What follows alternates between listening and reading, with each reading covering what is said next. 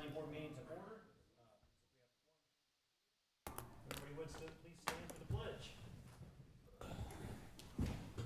Pledge allegiance to the flag of the United States of America and to the republic for which it stands, one nation, under God, indivisible, with liberty and justice for all.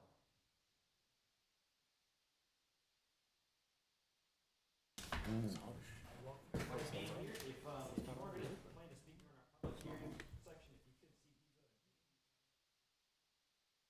just want to throw that out there before we get started.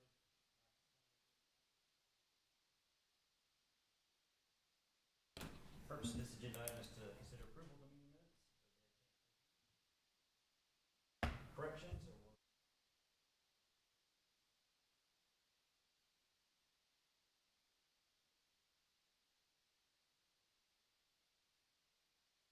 board member discussion, additional board discussion. Item in to remove no additional board discussion. Board member Nolan Perry expressed concern.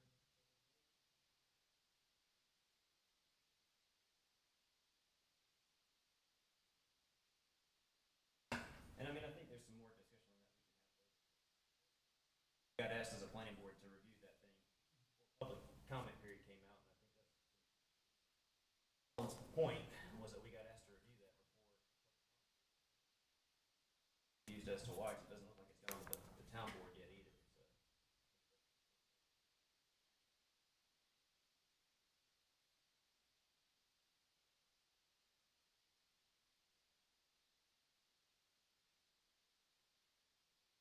See whatever responses there were to the public comment and no changes in the minutes. Corrections with minutes so clear that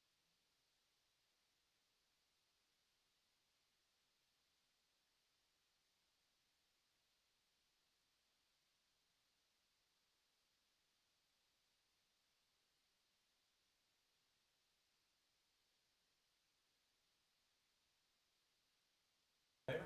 Aye. Opposed?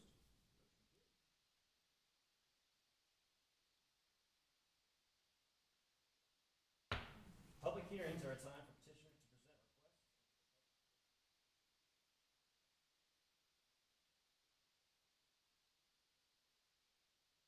Signed in on the public hearing sheet at the podium. If you haven't signed it, please see Eva.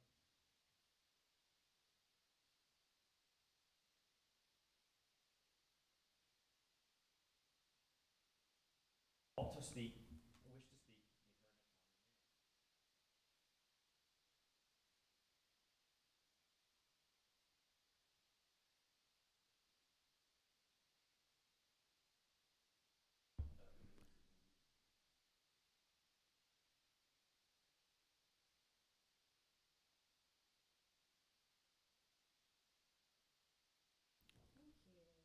and manner. Mr. Chair, I'm sorry, just everybody's at the podium or at the dais, everybody's mics are muted, so just make sure that that green light is on before you speak. Thank you. Jason? You're not on. You said green light means. I'm on now. All right. I think we're all on now. Well, you want us to be off or you want us to be on? We should be on, right? Okay.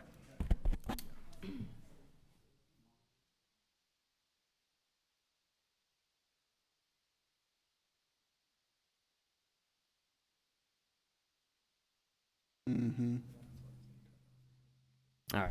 I think we can. Yeah, There's good. a wire in the back. We're good, yeah.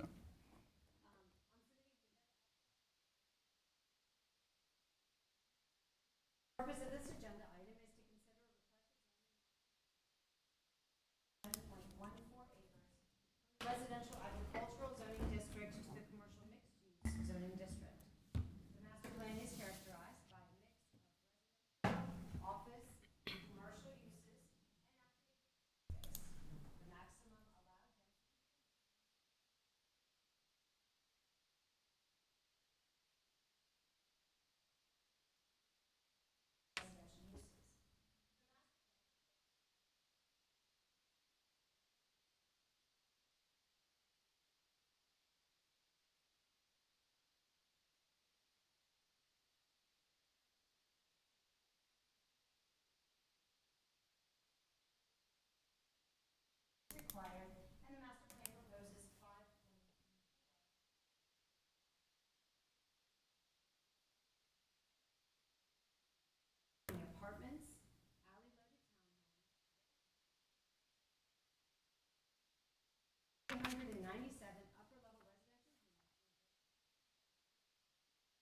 maximum allowable residential density. Activated amenities include playgrounds, a dog park, fire pit, shade structure with outdoor grills, pet way stations, bike racks, greenway trails, a fitness station, benches, a pollinator garden, open plazas, and public art highlighted by an educational walk depicting the history of the Vaughn property. Sidewalks and trails are proposed throughout the development to link the recreational areas and provide multimodal circulation. The proposed master plan layout is consistent with the land use plan designation and supports the following land use plan policies. Concentrate development in mixed-use centers. Encourage commercial development. Create a comprehensive, connected, and continuous network of green space. Manage future growth and development in accordance with the priority infrastructure investment areas map. Improve street connectivity. Attract new retailers. Establish a discernible neighborhood structure. Encourage transitional uses and intensities in and around project boundaries. Enhance character and walkability by orienting buildings to the street. Multiple buildings on the same lot or parcel should be architecturally unified and provide mixed housing and diversity. Over the last several years, the town has approved a number of conventional and form-based mixed-use projects.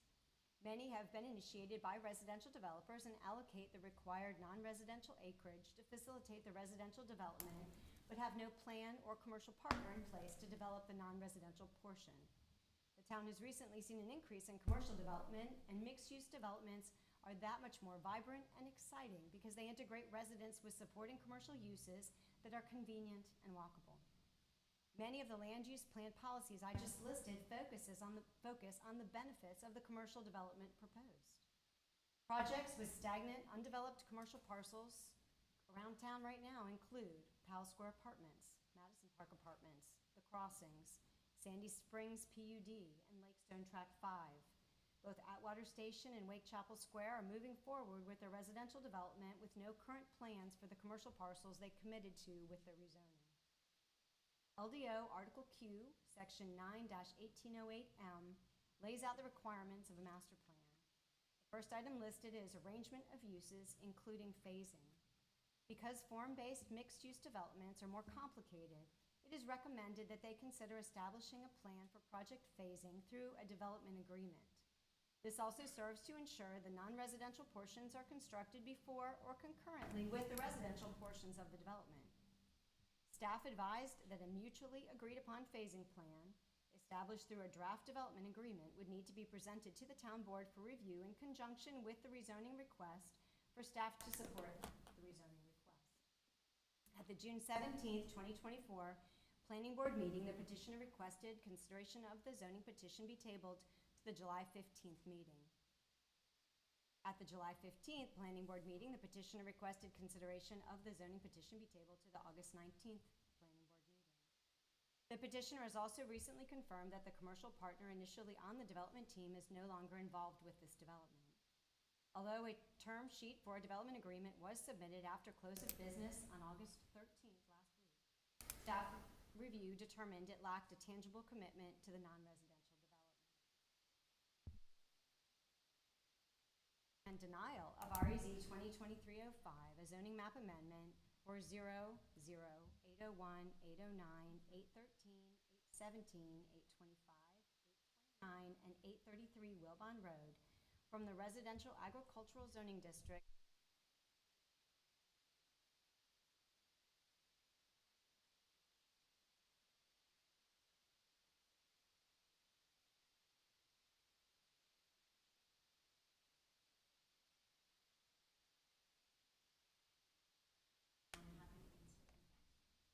All right, does anybody have any questions for Pam before we open the public hearing?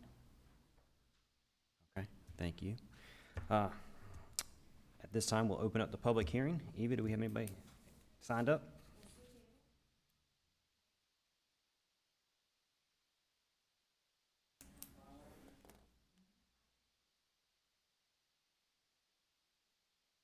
Petitioner. We can. You want us to do the petitioner first? Okay. If the petitioner would like to come up and speak, and before we get into the favors and oppositions, we'll go that route.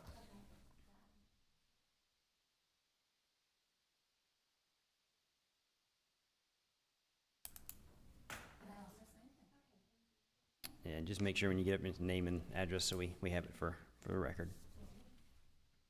Good evening, ladies and gentlemen of the Planning Board. My name is Ann Oakley, and I'm a forward planner in entitlements for D.R. Horton. We're the developer and the future home builder for this project.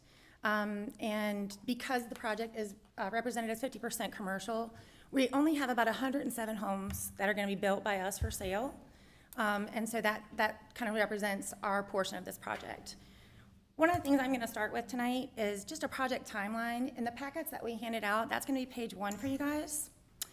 I just want to talk about where we started and kind of how we got here today. It won't take me long. The other thing I'm going to do right now before I get started is introduce some of our project team that's going to go after me.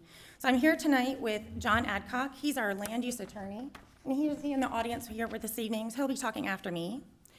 In addition, I'm here with Bob Zumwalt, and he's the project designer, and he's helped us come up with this beautiful plan in addition to the help that we've had from town staff to get it to this point. We worked really hard with staff and our designers to bring you what you see today. And I also have Lyle Overcash. He's a traffic engineer to answer any of those questions as well. In addition to the other folks you see sitting here with me, part of the development team. So we're going to start with this project timeline. Step 1, we started with the Vaughn family in September of 2021 when we went under contract for the site. And just previously that year, our group had Madden West, which is under construction now, approved for residential. And we felt very hopeful for the Vaughns that we'd be able to continue that same type of development right next door. So we went with proposing a development plan. We hadn't shared it yet with Fuquay. We were just going off what we knew from Madden West. And when we met with Fuquay, we were advised that they were in the middle of changing their comp plan. They were very forward in communicating that with us, and that was great. So we put it on pause until the new comp plan was adopted. So I'm not going to go through every single step on this page because since then we've had about 10 submittals and a neighborhood meeting. And that's where we are today. We have passed our neighborhood meeting. We've had 1 or 2 more submittals after that, and we've delayed our planning board for about 3 months, trying to iron out, as Pam said, the specifics of this developer's agreement. We're still in the progress of that, and we are very much hopeful and very convinced that we're going to come to an agreement with town board and town staff. But we'd like the privilege of coming before planning board tonight to discuss our project and how it meets the town ordinance, the town LDO, the comp plan, and other ordinances before you. So at this time, I'm going to hand it over to Bob Zumwalt, and he's our project designer.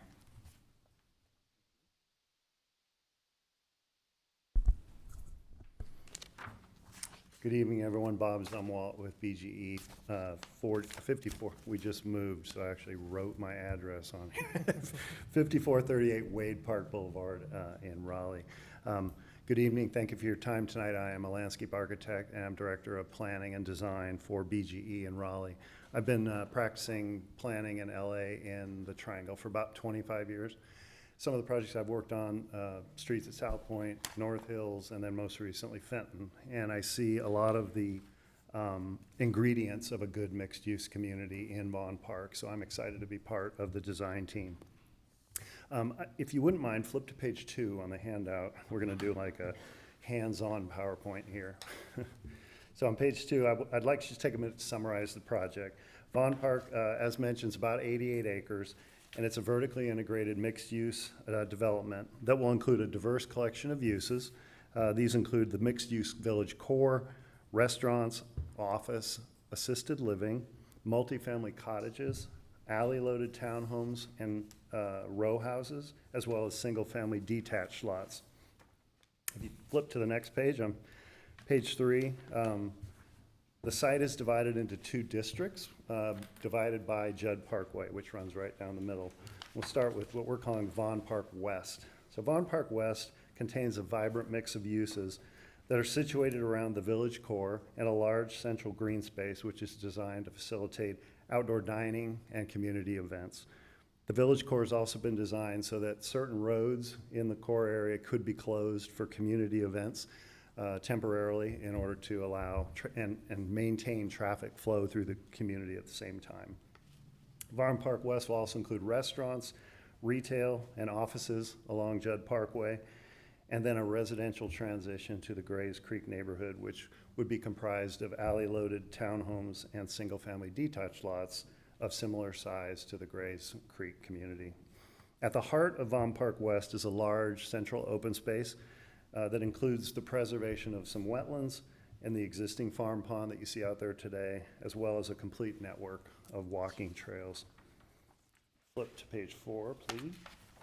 And moving across Judd Parkway to Vaughn Park East, this area contains, again, a mix of both residential and non-residential in support of the village core. The main access coming in off Judd Parkway is flanked by commercial uses on either side. You can see them there in red, while the remainder of the frontage contains an assisted living facility shown in a light blue, as well as multifamily cottages, which are purple. The cottages provide a unique new living experience in Fuquay with single-story units fronting on landscape pedestrian spaces. In addition, the cottage community will include an amenity with a central pool, dog park, and a versatile open space area designed to host food trucks and community events. The plan then transitions again to the existing neighborhood with a small pod of alley-loaded townhomes and row houses. Once again, Vaughn Park East, like West, does include a large central open space, which would consist of the preserved wetlands, more walking trails, and additional pocket parks.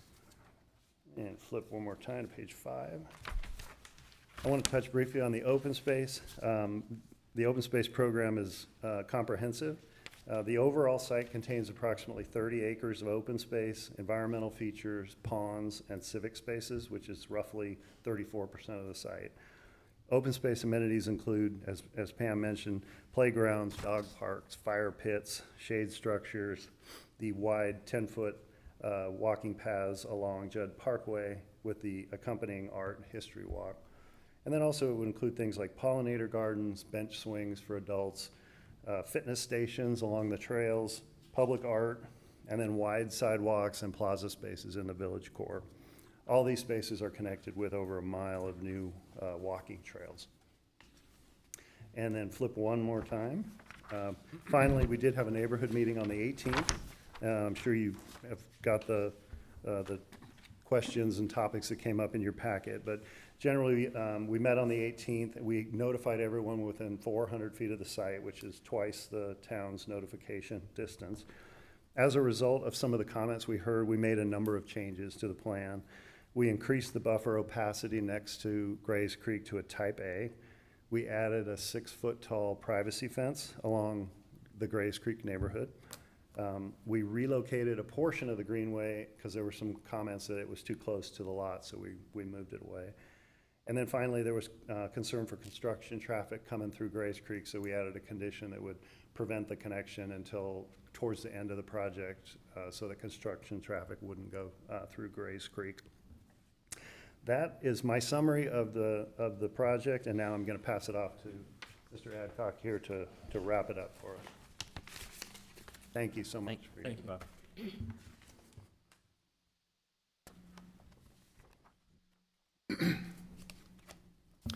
Good evening, Mr. Chair, members of the board. My name is John Adcock, the Adcock Law Firm here in Fuquay-Varina. I represent the applicant in this rezoning case. I have a lot of passion about this matter before you tonight. I don't mean to dwell on it, but I want to make sure that it's understood that my passion should not be interpreted as being anger or frustration. I just have a lot of passion about this. I love the town of Fuquay-Varina. It's my home. It's been my home. I'm a native. And D.R. Horton's been exceptional to work with. And the plan that you have presented to you tonight has taken an enormous amount of work by the town staff, cooperating with D.R. Horton and vice versa. Another aspect of this is that, you know, knowing a lot of the players here in Town Hall, I mean, I've had a lot of discussions with them about this project, and I've continually asked them over and over again, is this a project that you like? And I've yet to have one individual tell me it's not a project, or everybody seems to support this project that I've spoken to. So I have a lot of passion about it because I feel like it's a great project. It is absolutely 100% consistent with the town's land use plan, and we believe that it's absolutely consistent with every standard and element of the LDO. You know, we have one issue standing in front of this project being a favorable recommendation from town staff. A lot of times in my business, we have, you know, you get in a controversy with two different parties, and you try to find one thing they can agree on, and you try to build off of that. Well, this is kind of the opposite. The thousands or hundreds, I'm sure I'm exaggerating, but all of the work that went into that master plan, that's way above my pay grade, the engineering, the site planning, all that stuff that the town was so cooperative working with my client on, I mean, all of that has been agreed on. That master plan before you has been agreed that it meets the standards of the LDO and it's consistent with the land use plan. But the one issue we have is the town requiring that the developer agree to a schedule for developing the commercial sites. And we have worked on this. I have worked on it tirelessly. We have made several proposals. I'll go into that in a little more specifics in a moment. But we just haven't gotten there. We just haven't got to a point where we've got a proposal that the town will agree to and that D.R. Horton will agree to. And as I said, I hold the town in the highest regard, and the staff has been exceptional, as always. I do a lot of work with this town, and they've always been exceptional to work with. They've been very responsive and very open to exploring unique solutions for problems. And that has played out through this entire process. But the standard that the town is requesting is not a standard in the LDO. It's not a component of the LDO. The standard that they have proposed is, in my opinion, arbitrary. It fails to take into account market forces. It fails to take into account the complexity of a mixed-use project of this scale. And we have made some, as I said, we have made some proposals, but they have not been successful at this point. I will suggest to you, and I might be wrong, but I believe this is the most complex, large-scale, mixed-use project in the history of this town. From the standpoint of, it's, to my knowledge, it's the first project of this magnitude as far as size goes and square footage that satisfies the 50-50 allocation. And I'm going to talk about more on that in a minute. But you know, you've got, it's 90 acres roughly, 88, 92 acres, somewhere in that ballpark. That is roughly the size of Fenton and Cary. And I'm not suggesting that we're not comparing this to Fenton in all ways, but it's a large mixed-use project. You've got, with the commercial part of this project, you have seven commercial buildings which are identified in red on the master plan. That's 166,000 square feet of combined commercial square footage. You have 6 vertical mixed-use buildings with 130,000 square feet of ground floor non-residential use. So that's not, you've got the living areas up top. We're talking about the ground floor, 130,000 square feet collectively. There's one office building, and the mixed-use buildings are in that purple color, all on the west side. You've also got an office building of 40,000 square feet is proposed, and an assisted living center of approximately 200 units. This is 336,000 square feet of non-residential use on this project. It covers the non-residential portion piece of this is approximately 39 acres. It's over 50% of the project as the town evaluates how this non-residential residential is allocated. There are 4 different types of commercial land uses on this project. You've got the shopping center sites, the vertical mixed use bottom ground floor, the office building, the assisted living center. But it doesn't stop there. The residential component, 742 residential units. The town of Fuquay-Varina's land development ordinance identifies 8 residential land use types in the permitted use table, okay? 6 of those are present on this site. I mean, I'm just trying to emphasize the complexity of this site. It truly is a mixed-use site. And there's been a lot of time with submittal, resubmittal. I mean, I started on this project well over a year ago, but it's been approximately an 18-month process for D.R. Horton to get this master plan to a point where the town was satisfied that it meets all the elements of the LDO. And as Bob mentioned, I mean, D.R. Horton has been very transparent with this process. I mean, they, instead of the 200-foot, with the community meeting that we had, they expanded it out to 400 feet from the 200-foot standard. I mean, they were not concerned about, they wanted to get more input the better was their plan. And as Bob pointed out, there's been changes to the plan based on input from that community meeting.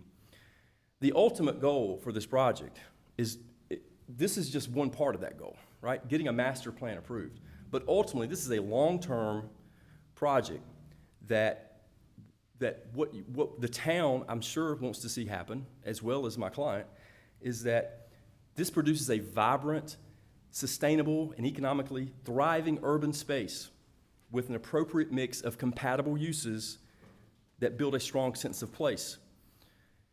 The 50-50 split I referred to earlier, so in 2022, the town of Fuquay-Varina, I suggest, was a substantial amendment to its land use policies and the LDO. Specifically in regards to this project, this is a form-based mixed-use zoning district, CMU, and so what the town did in 2022 is they elevated the non-residential component requirement. They elevated it to 50% of the project. So when I say 50-50, I'm referring to an allocation of 50% residential, 50% non-residential. So that was done in 2022. And I've had extensive discussions with the town, and look, the policy the town wants to implement, there is nobody disputing that. D.R. Horton's not disputing it. Everybody's on board with the town of Fuquay-Varina increasing its commercial land uses for its residents, quality commercial land uses, and increasing its commercial tax base. There's no dispute with that. Everybody's in support of that. But when you look at Atwater Station, and Pam had brought up some of these projects that are sitting, the commercial sites are sitting, and that is true. That has happened. But this project, unlike Atwater Station, which was approved in April of 2020, before the 2022 LDO amendment that enhanced or increased that non-residential component to 50%, that project does not have the same standard that this one does. There are 3 zoning classifications in Atwater, and some of these are no longer in existence, I believe. Urban mixed use, neighborhood mixed use, residential mixed use. Well, the standards, according to Atwater's master plan, is the urban mixed use was supposed to have 30% component of non-residential, neighborhood mixed use was 20%, and residential mixed use was 10%. That's well below the 50% requirement that D.R. Horton is being held to under the LDO. And when D.R. Horton came to me with this project well over a year ago, I mean, I looked at it, and the amount of land use work I do here, I'm very familiar with the land use plan, and I feel like I'm comfortable with knowing what the town is trying to achieve. And I told him, I said, this is exactly what the town of Fuquay-Varina is asking for on this site. It's a very large-scale, complex, mixed-use project. And one of the things I've emphasized to the town is that when you have a project of this magnitude that has a 50-50 allocation, there is no one, no individual, no government entity, no company that is more motivated to see these commercial sites be constructed than the people that are buying the property, because it's a 50-50 split. I mean, that is motivation in and of itself. Half of this project is non-residential. And D.R. Horton went through an extensive process in finding commercial developers that were willing to come on board. The plan, the proposed strategy for developing this site was, and maybe still is that a commercial developer would buy the property, all right, develop the property, sell off the residential pieces to D.R. Horton, and then the commercial developer would develop the commercial sites. But they had a lot of challenges finding, the right commercial developer that was willing to really take on this project, but they did. This is a very long project. It's an enormous amount of, D.R. Horton, or the developer of this project, will be doing an extensive amount of public capital improvements. I mean, just by way of example, I mean, the sidewalks there on Judd Parkway, they have to be torn up. Those sidewalks were just put down years ago when Judd Parkway was built. They have to tear those up and install new, wider side paths. But you're talking, and this is just ballpark figure here, we're talking about just the commercial buildings themselves on this project. I would estimate you're talking about over $100 million of investment in building these buildings and the associated infrastructure that goes along with it. So it's a huge investment. Another thing I've been emphasizing to the town is that, and I know it's hard, we're in a growing area, and I practice land use law and commercial real estate throughout the state of North Carolina. There's a lot of areas that don't have the challenges of growth that we have, right? They have the other challenge, which is a lack of it. But one thing's for certain, and again, it's not as obvious here, but it is an issue here, especially with a project of this size. The commercial real estate market in this country is not good right now, okay? Foreclosures are up. I've got a lot of stats. I'm not going to share them all with you, but there are billions of dollars coming out of commercial real estate investment in this country as we speak. The cost of capital has gone up extensively in the last few years because of the interest rates. With inflation, the cost of construction materials and labor has increased dramatically. It's a very uncertain time as far as the commercial real estate market. Now, hopefully the Fed in September gives us some help and drops the Fed rate and lets some of that capital be re-injected and more available. But I do want to share this quote from Jerome Powell, Chairman of the Federal Reserve. He spoke in front of the Senate Banking Committee on March 7th of this year, and he was discussing the what he called the commercial real estate crisis as far as lending institutions go. And his statement was, and I quote, "This is a problem we will be working on for years, I'm sure." So the reason I'm bringing that up is because the town's construction schedule they're proposing lacks, it doesn't take into account any market forces. It doesn't take into account the flexibility needed for this type of complex development. And it doesn't take into account what the market, where we are. Now, the market's, you know, and this is a long-term project, right? This thing gets approved, and you're talking about 2026 having this site shovel-ready. So we're ways out. But the economy is not good. The cost of capital has been increased. And so having an agreement that says, developer, you have got to go build, before you do anything, you need to build a commercial building on this site, okay? Even though you don't have an end user identified, right? That creates multiple problems. First, what if somebody comes along and says, well, I don't need a 20,000 square foot building, I need a 40,000 square foot building, right? I mean, you're gonna spend this money on brick and mortar and develop this site without an end user. And it's really inconsistent with how the buy-sell transactions in commercial real estate work. I mean, you know, first of all, no one, well, I say not no one, but it's much more probable for somebody to take a serious look at this project once it's entitled.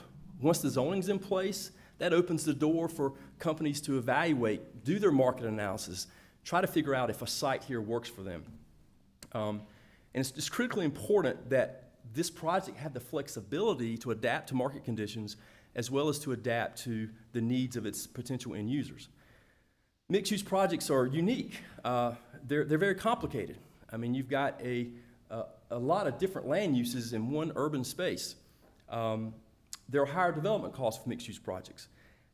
They're more susceptible to market volatility because you have a lot of different uses in place. And one of the things that's really important to, in my opinion, to appreciate about mixed-use projects is that you've got to get the right mix of commercial uses on the site, because you want people to come there and stay there. If they're walking there, you want them to walk. You want them to go to 2 or 3 different places, the restaurant, the retail store. If they're driving there, this is not a strip mall. This is not where somebody's coming in. Now, surely there are people that do this, but the plan is to have a sustainable project where people come to the site and they spend time on this site. They don't just get what they need and leave. And it's this fusion of uses and the need for the compatibility between these uses. And that plays into a potential buyer or tenant with one of these commercial sites. You know, they need to evaluate if the other commercial sites, those uses are compatible with what they do, right? I mean, there's all this process that plays out. And the standard that's been proposed by the town fails to take into account those issues. So again, nobody disputes the town's policy goals. I mean, the town has been clear. They want to increase commercial land uses here for the residents, quality land uses. Everybody's on board with that. D.R. Horton wants people to live in those homes and have quality commercial uses to walk to. That's a goal of theirs. Everybody's on board with that. It's not the policy that is the issue. It's the means the town is seeking to achieve that policy is the problem here. So in late April and May, I believe I'm correct in saying this, we reached a point where there was an agreement that the master plan satisfies the requirements of the LDO. And then there was discussions initiated about this construction schedule issue. And to my knowledge, in late April and May, just before the first planning board was scheduled, there were 4 revisions made to the narrative of the master plan to address this issue, trying to find some common ground to address this issue. Since that time, I myself have personally drafted 2 proposals in the form of terms for development agreement that would deal with this. At this point, all of those have been, well, one of them was rejected.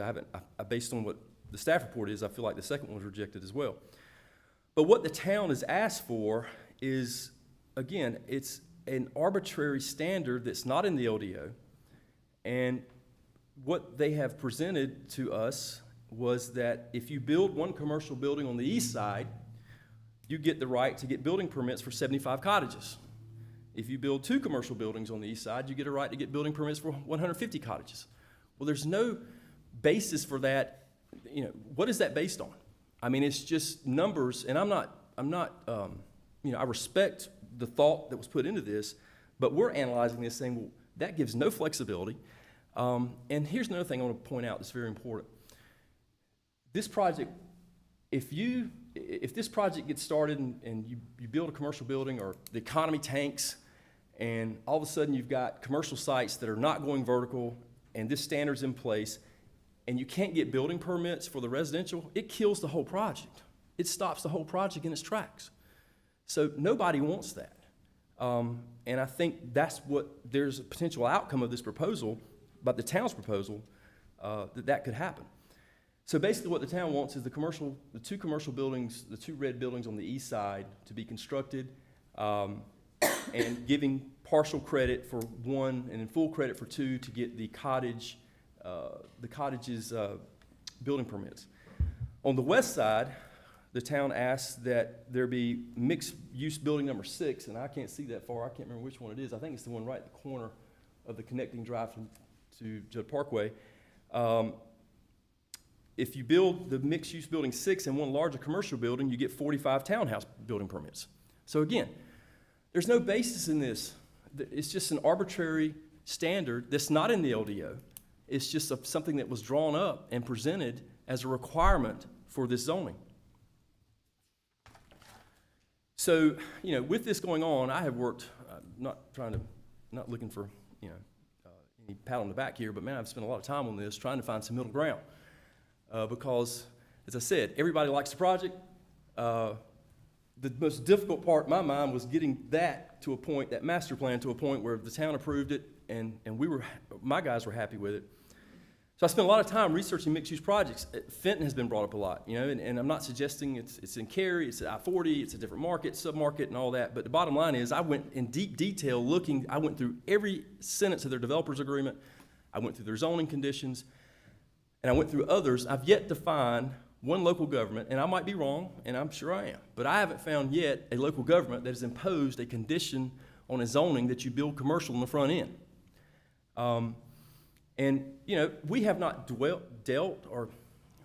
we have not focused on really the legal implications of this, but I suggest to you that the town of Fuquay-Varina, any local government that seeks to require construction of a certain type of building before others, unless the developer agrees, I don't find that is authorized under general statute of the state of North Carolina. So now, if the developer agrees to it, statutes say that's fine. My colleague over there, Mr. Adcock, I'm sure he disagrees with me. I respect his opinion. We've talked about it.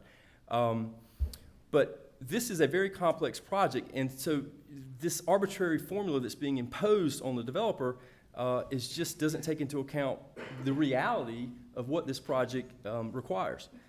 So, as I said, there were 4 variations or 4 revisions to the master plan narrative done in late April, early May, addressing comments about this issue. Then and I have handouts here, if I can pass these out real quick. Is that all right?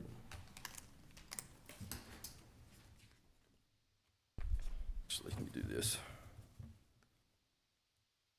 There's 3 sets there. What's being passed out, you'll see on June 28th, we presented a proposal to resolve this. And it's what I call a blended incentive with some hard commitments to build some vertical commercial. This is an email from me. You'll see that. It's dated June 28th. And in that email, you'll see that the same arguments I'm using tonight are in that email, that, you know, there needs to be some flexibility taken into account the market conditions. But one of the things I focused on is I'm trying to find a solution to this stalemate we're at. You know, to me, it screams, how about an incentive-based proposal, right? If we meet your threshold for building buildings, incentivize that. If we can do that, then provide us some incentives to do it. If we don't accomplish that, then we don't get the incentive. So the town of Fuquay-Varina has an economic development policy. I have a copy of it here in my hand. It's on record. It's online. I scoured that, you know, and I'm saying, okay, well, how can we make this work?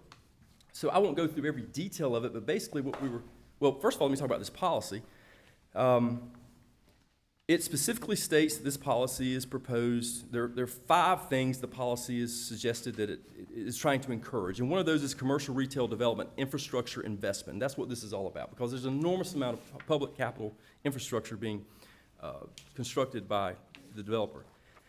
And it basically says that you get up to 5% of reimbursed expenses if the town board agrees to provide you the incentive package. You get up to 5% of your costs and expenses associated with the infrastructure. And this is not reimbursement for cost of building the buildings. This is reimbursement for the public capital infrastructure.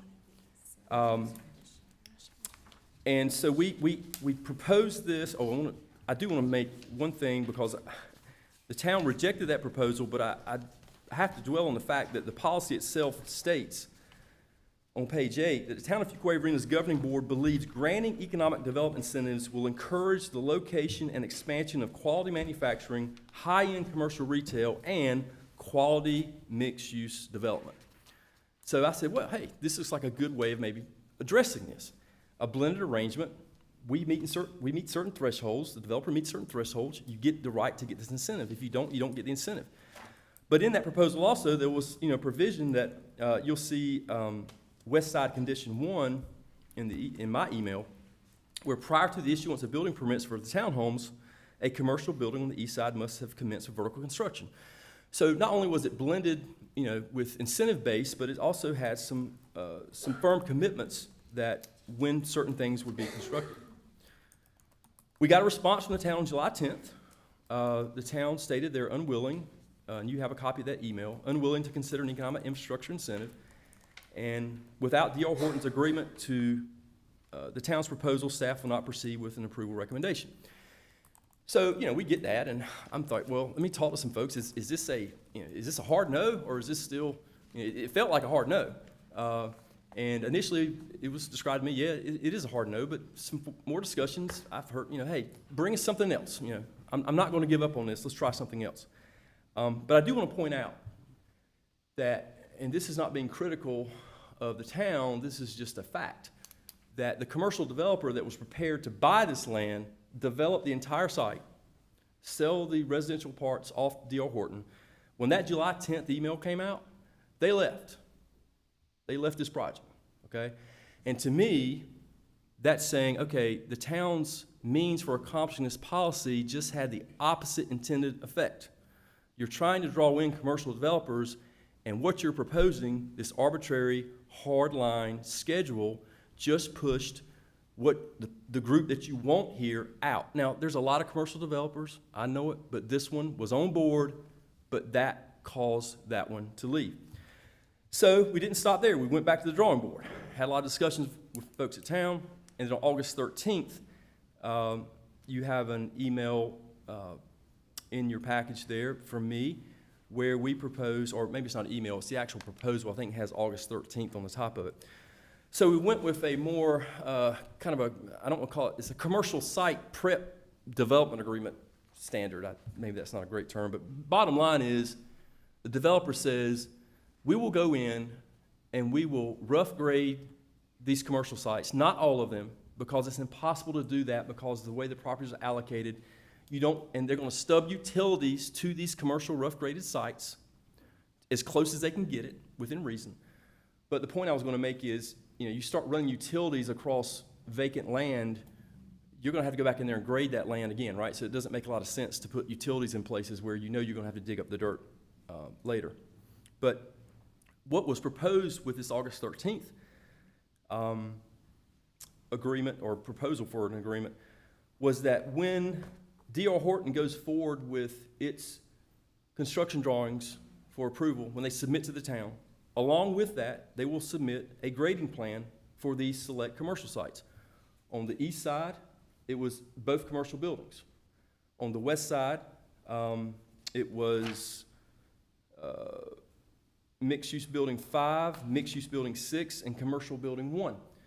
So we said, look, we'll get this close to being, I don't want to say pad ready because I'm not an engineer, I'm not trying to play one. There's all that, different types of grade, but basically the site is ready for somebody to come in, and do what it takes to construct, to start going vertical with these properties. And also included in that was an agreement that the street system, most of that street system will be built when these rough pads were done.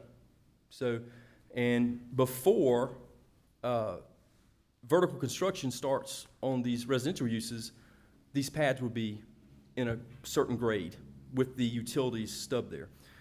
So it's our position that we've provided 6 proposals, 4 revisions to the master plan at the end of April and early May, and then 2 very specific proposals that you have just put in front of you. There's a solution here. There's one thing. I mean, you've got years of work in this master plan, and there's one thing standing in the way between this project getting a favorable recommendation from town staff.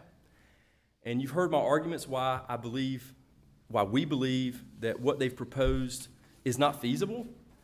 And we believe, and I'm not suggesting what we have provided is dead on perfect, but we are committed to continually trying to find a solution to this. It's one issue standing in the way, but it's going to have to take a proposal that takes into account the complexity of this development, the flexibility needed for market changes, and giving consideration that a mixed-use project of this scale and this complex, you've got to have this compatibility of uses. And that means there's certain buildings that are going to be built certain ways. So I appreciate your time. I know we've taken a long time here, but this is a very big project, and there's a lot of effort been put in this by the town as well as D.R. Horton. And again, I commend, I'm not here seeking brownie points. I mean, I work with the planning staff on a continual basis in this town, and they're exceptional, and they've done a great job, again, with this. We just have reached a point where we're at a stalemate on one issue. But the town has, in the staff report, determined that it's consistent with the land use plan. So that's one finding this board is required to make, to advise the town board if this plan is consistent with the land use plan. It's dead on consistent. As I said, my knowledge of the land use plan, this is exactly what the town of Fuquay-Varina has been asking for. And we would ask that you go against the staff's recommendation and ask that you approve this, or, recommend approval of this plan. And I would hope that we're prepared to meet with the town and try to work this out. Preferably that wouldn't be via emails and things like that. I'd like to sit around a table, let's figure this thing out, right? Because D.R. Horton is prepared and willing to agree to a feasible and reasonable standard to assure the town that this commercial is not going to sit as other projects in this town have. I appreciate your time. Be glad to answer any questions if you have any. If not, thank you. Thanks, Mr. Adcock. Questions for the petitioner? None at this time. And we can come back I after. do have a quick question. So Yes. there were no incentives given for this project? No, the response we got to the incentive-based approach was that the town would not consider providing incentives for this project. And I think that's so stated in the email. Has this been even after the site prep for the 13th proposal went through?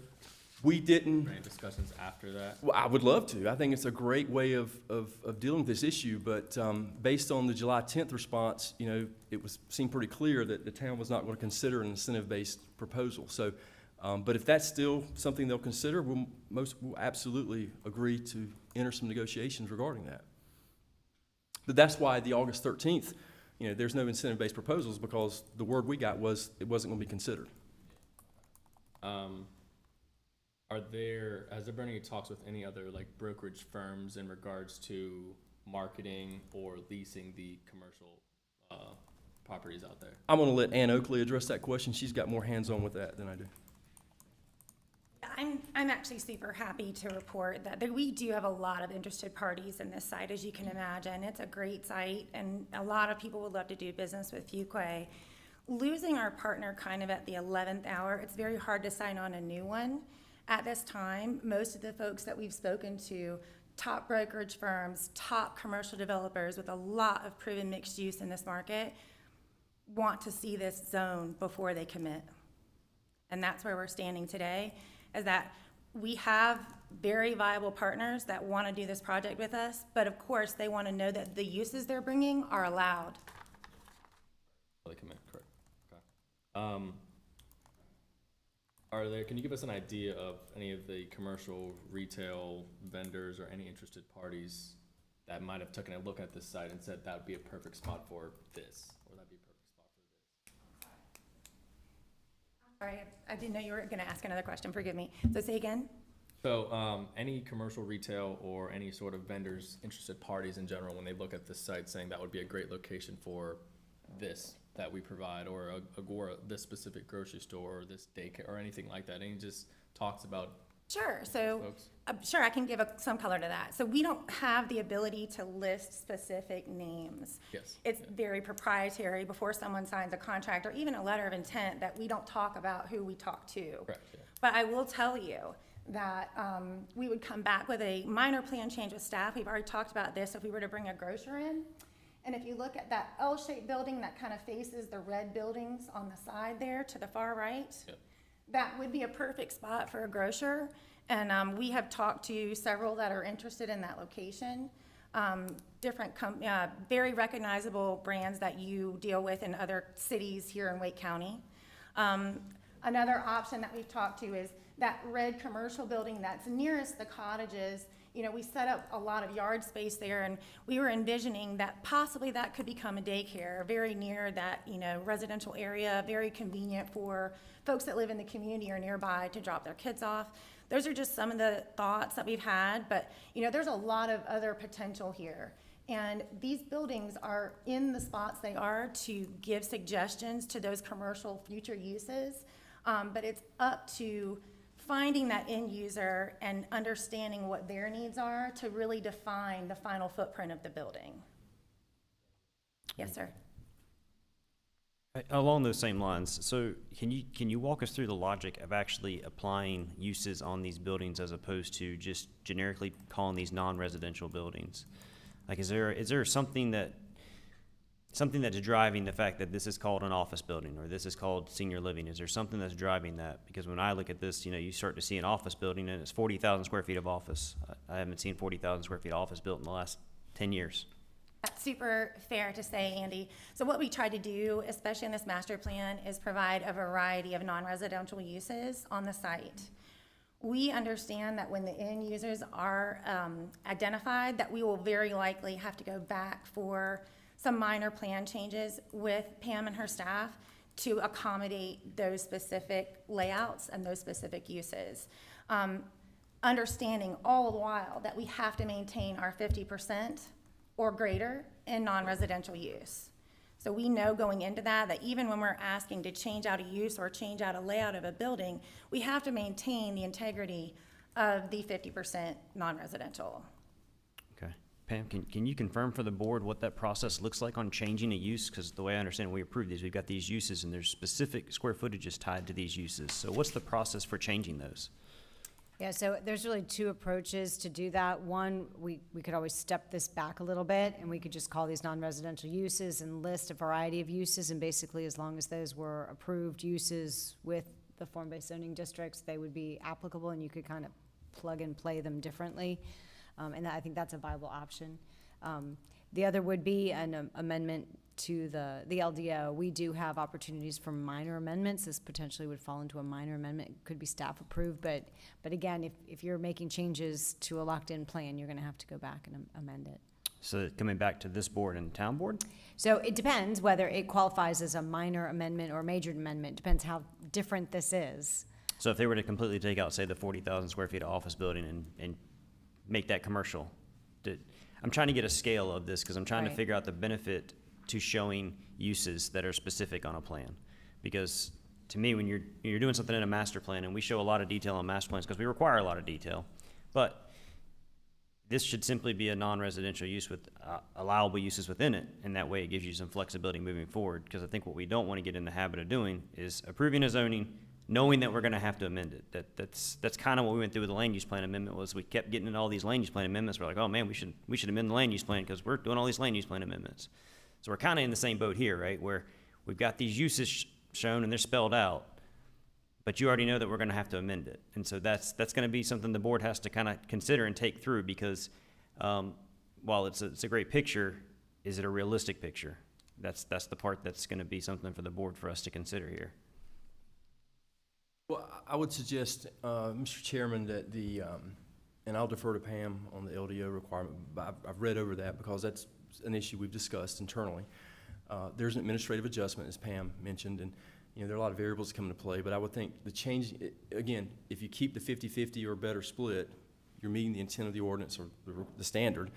But the vertical mixed use, there's not flexibility in that, right?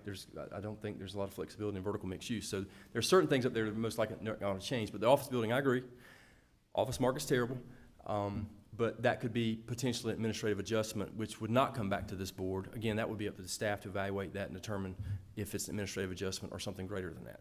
Right. But I believe the allocation of 50-50, as long as you're meeting that standard, I would hope that a use change would be more of an administrative adjustment. But again, the staff would evaluate that and guide us on that.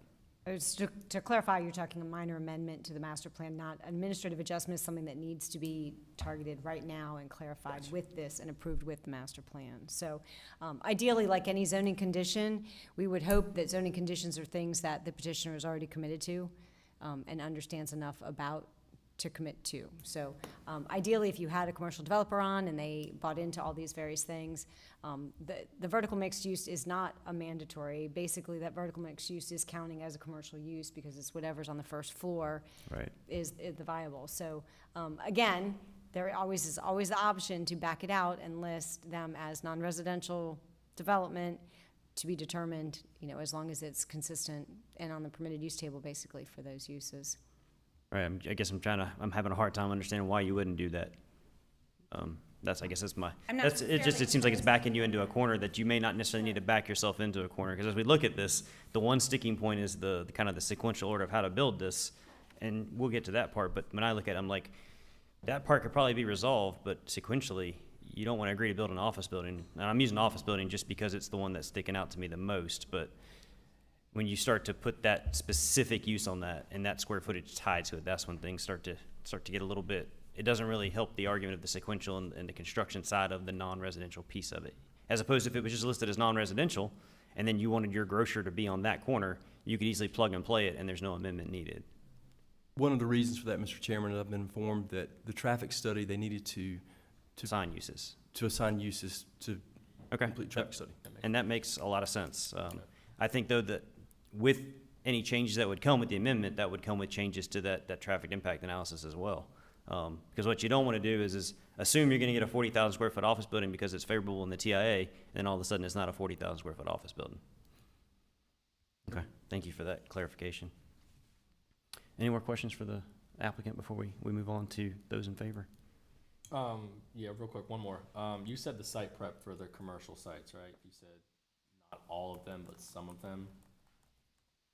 They were just these 5 right here by this light, correct? The 5 that's from on the east side, the 2 commercial buildings. Okay. Those would be committed to doing that. On the west side, what was proposed was based on the vicinity of those buildings in relation to the roads where it's going to be built, and also, for instance, the office site. There's a lot of construction that has to go on around that office site, and so stubbing utilities to a place like that and other places further away from the main road, we just feel like it would be not feasible to stub utilities. Now, I think they would be prepared to do some rough grading on all the sites, but we're trying to, give an assurance that, the utilities are here. It's not pad ready, but it's one step towards that. Any more questions? Thank you. Thank you, Mr. Chairman. Thank you. All right, at this time, we'll move into those that wish to speak in favor. See if I can get my rezoning number now. All these handouts, all my paper gets all out of the way.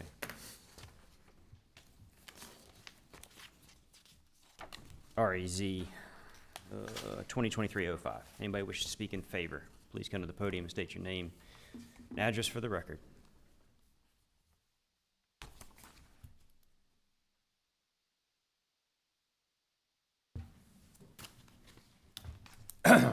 Good evening. I'm Ariel Vaughn, representing the owners of Vaughn Farms, which is my brother and my sister, 8 children and 5 grandchildren. So, My grandfather purchased this farm in 1948. We were tenant farmers. It's been 4 generations of Vaughn's that's lived, played, worked. This was our home. When the city decided to build Jug Parkway, they split our farm in half. Their selling feature to me was, look at the development potential that you have. We need rooftops in our town to pay for these infrastructures. And so I went along with the town. No problem. There was no argument over the price. We just went ahead, sold to the town, and we was ready to move on. But when they split the farm in half, they didn't give me access to half of the farm on the other east side of Judd Parkway. If you look at this picture, there's not a driveway cut or nothing on that side. So we hadn't been able to farm it or anything since Judd Parkway was put in there. So we don't have a viable working farm anymore. We want to sell it. In December or September of 21, we signed a contract with D.R. Horton, and they've been working with y'all, the town board. They have good things to say about y'all, but we've got an impasse, and we need to get over this impasse some way. The criteria is met.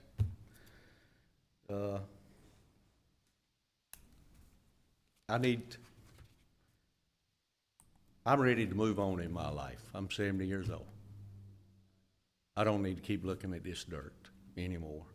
And I would hope that the benefits from this subdivision, the highlights of it, the tax revenue that's going to be created, new jobs for everyone. And we even have adjoining communities that's beside us now that is calling, wanting to know when this project is going to be started. They want to use the amenities. So with that, I would ask you to consider this. Your feedback and your vote would be graciously appreciated. Thank you. Thank you. And, sir, if you could just state your address too for the record, so Eva's got it. 6724 Stefferly Way, Holly Springs. Thank you, sir.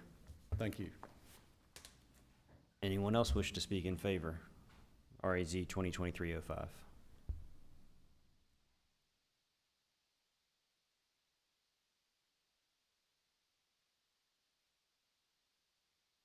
My name's Brian Derricott. I'm lived here for about 7 years. I live in Grays Creek to the top corner of that map.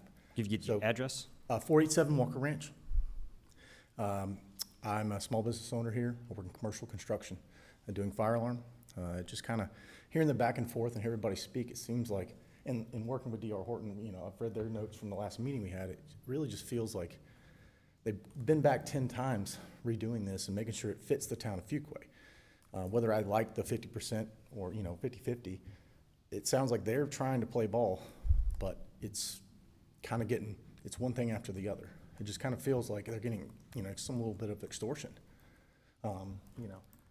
They took a lot of our recommendations and from our committee, the planning meeting we had for the community, and they actually made action on them. I was actually shocked. So, I wouldn't say am I happy about all this going right next to my house? Kind of, sort of, maybe, but the devil we know is better than the devil we don't. So, that's all. Thank you. Thank you. Anyone else wish to speak in favor? RAZ 2023-05.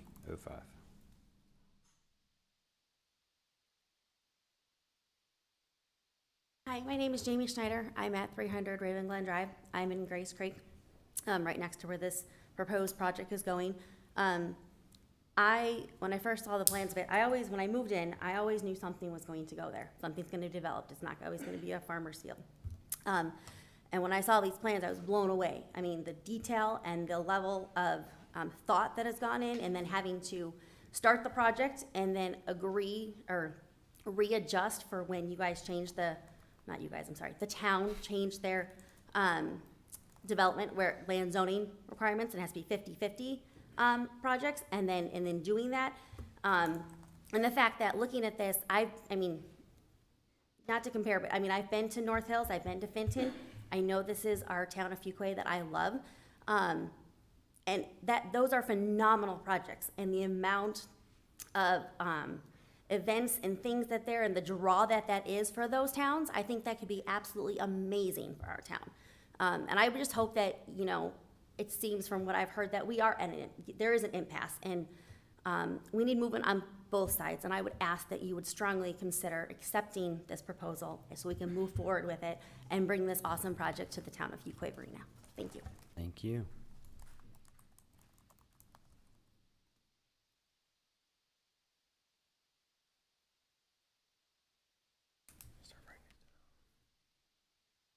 Hello, everyone. My name is Thomas Gorman. I live at 1009 Quindell Drive in the Briargate community nearby. And I wanted to speak in favor of this plan.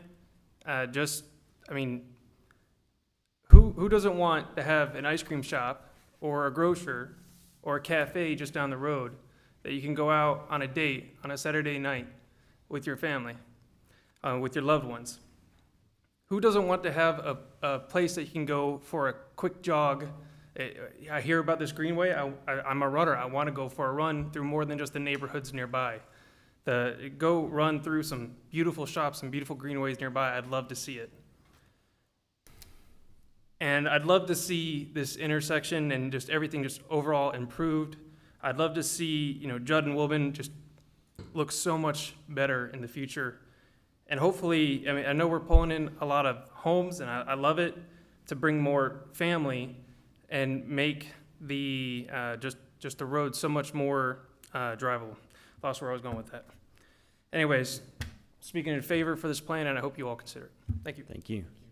Sir, could you come and sign in for me on the public hearing sign-in sheet? Thank you. Anyone else wish to speak in favor of REZ 2023-05?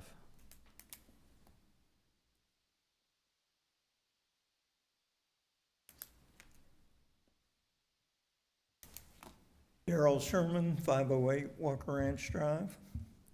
The development will back up to my backyard.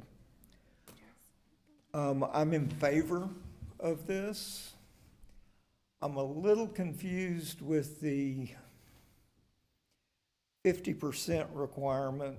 From what I heard earlier, you've got 4 or 5 developments in town that the commercial is not being developed.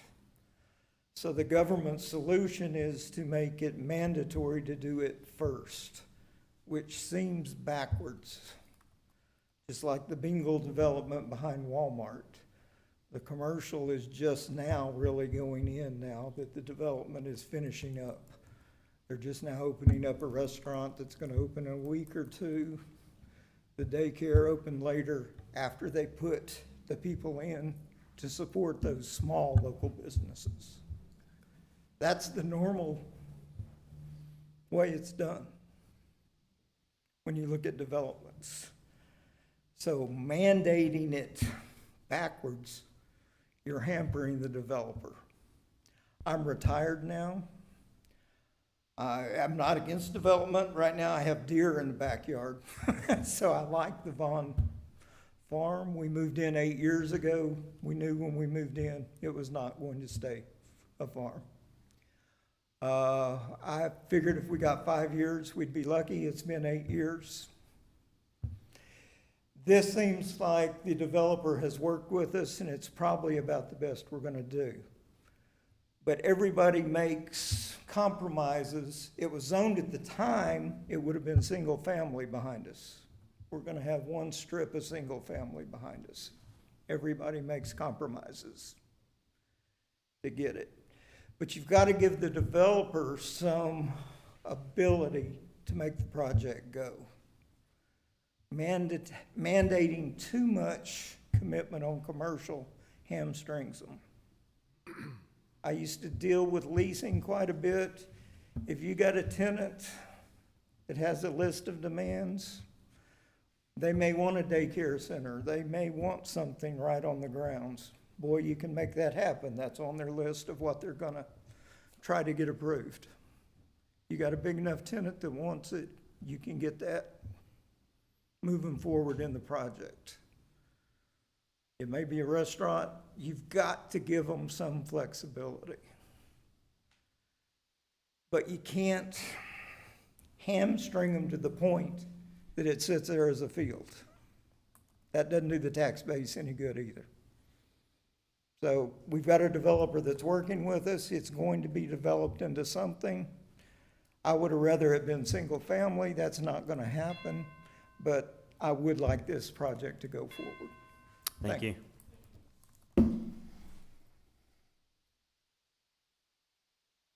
Anyone else wish to speak in favor of REZ 2023-05?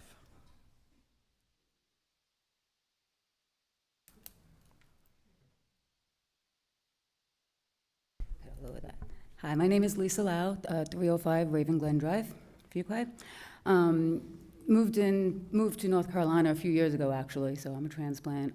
Moved here loving the little mix of country and urban and all of that. So this proposal is amazing that it kind of hits a little bit of everything. It has a sense of community, all of that. I've had some great experience with D.R. Horton.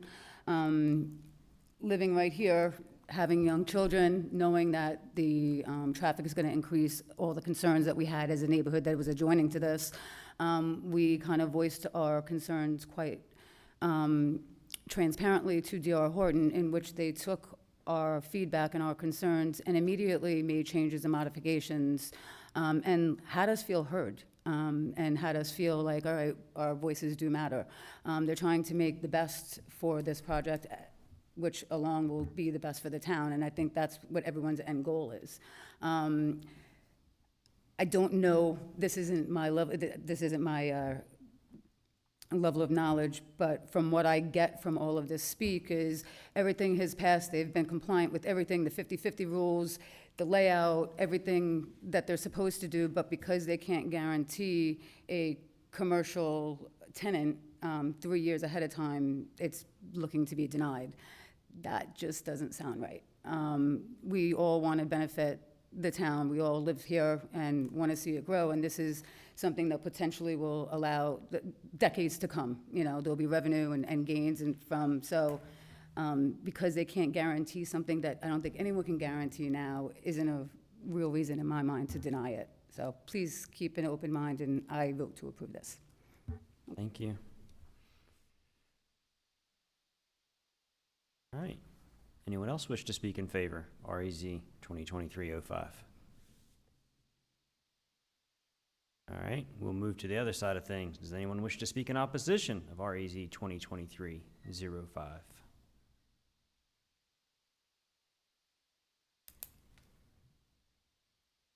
Seeing none, I guess we'll close the public hearing and bring it back to the board. I saw lots of people jotting down stuff, so I think now would be a great time to start getting those questions out there, and let's start getting some answers. This is a big one, and it's always fun when you get lots of documents handed to you to review when you're sitting up here too. Yeah. Michelle, I saw you writing down a lot of questions. You want to start? Well, I do. I've got a lot of comments. I think that this is a precedent meeting. I don't think I have not participated in a planning board meeting where we've had something to this size that we didn't have anyone speak in opposition. So this is a whole new world, I think, for all of us. I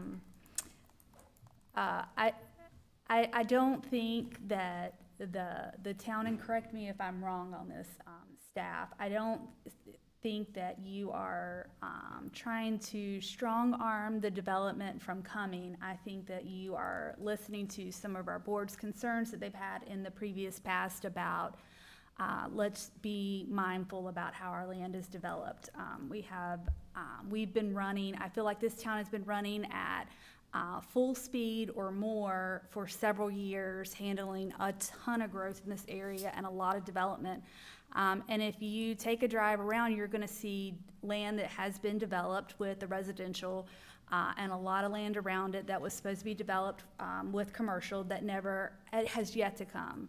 I hear people all the time ask me, when am I going to be able to walk to get a cup of coffee from my house? You said there was going to be mixed use, and all I'm doing is looking at houses.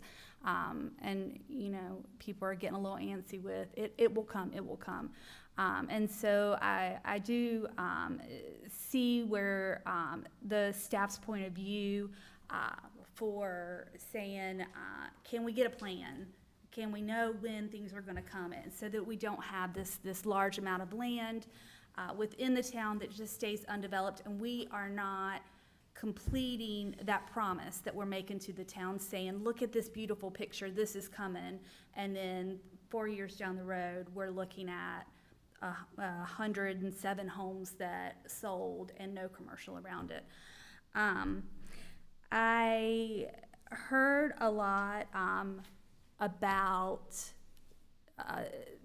there is no precedence for the request that the staff made tonight. So I do have some questions around that. There were requests back, and we're hearing tonight that there are no precedents in our UDOs or any of our supporting town ordinances that support the request that you're making. And so I just want to hear a little bit more about that. Where does this come out of our land use ordinances? Does this come out of state statute? You know, we love the 160D. So I'm sure that this may have some part to it. So I just want to hear a little bit more as to where this request came from. Yeah, I appreciate that. So as a result of the update to the 2040 land use plan, increasing the amount of commercial, the town board has taken the position that in order to ensure increase in commercial development, that when a horizontal mixed-use project like this is proposed, that the developer commit to a level of non-residential. And for this project specifically, they're proposing 166,000 square feet of retail, and what the town has recommended is that they do a small portion of that. Again, I want to be clear, we're not requiring them to build all the non-residential on the site. I want to be very clear about that. And in the email that is dated July 10th, which I authored, it's very clear about that. We're just asking for a small portion of that in order to build out all of the residential. In addition to the 2040 land use plan and the town board's position, so in 2023, we completed a commercial market study that said by the year 2032, the town of Fuquay can yield up to 1.5 million new square footage worth of non-residential or commercial use.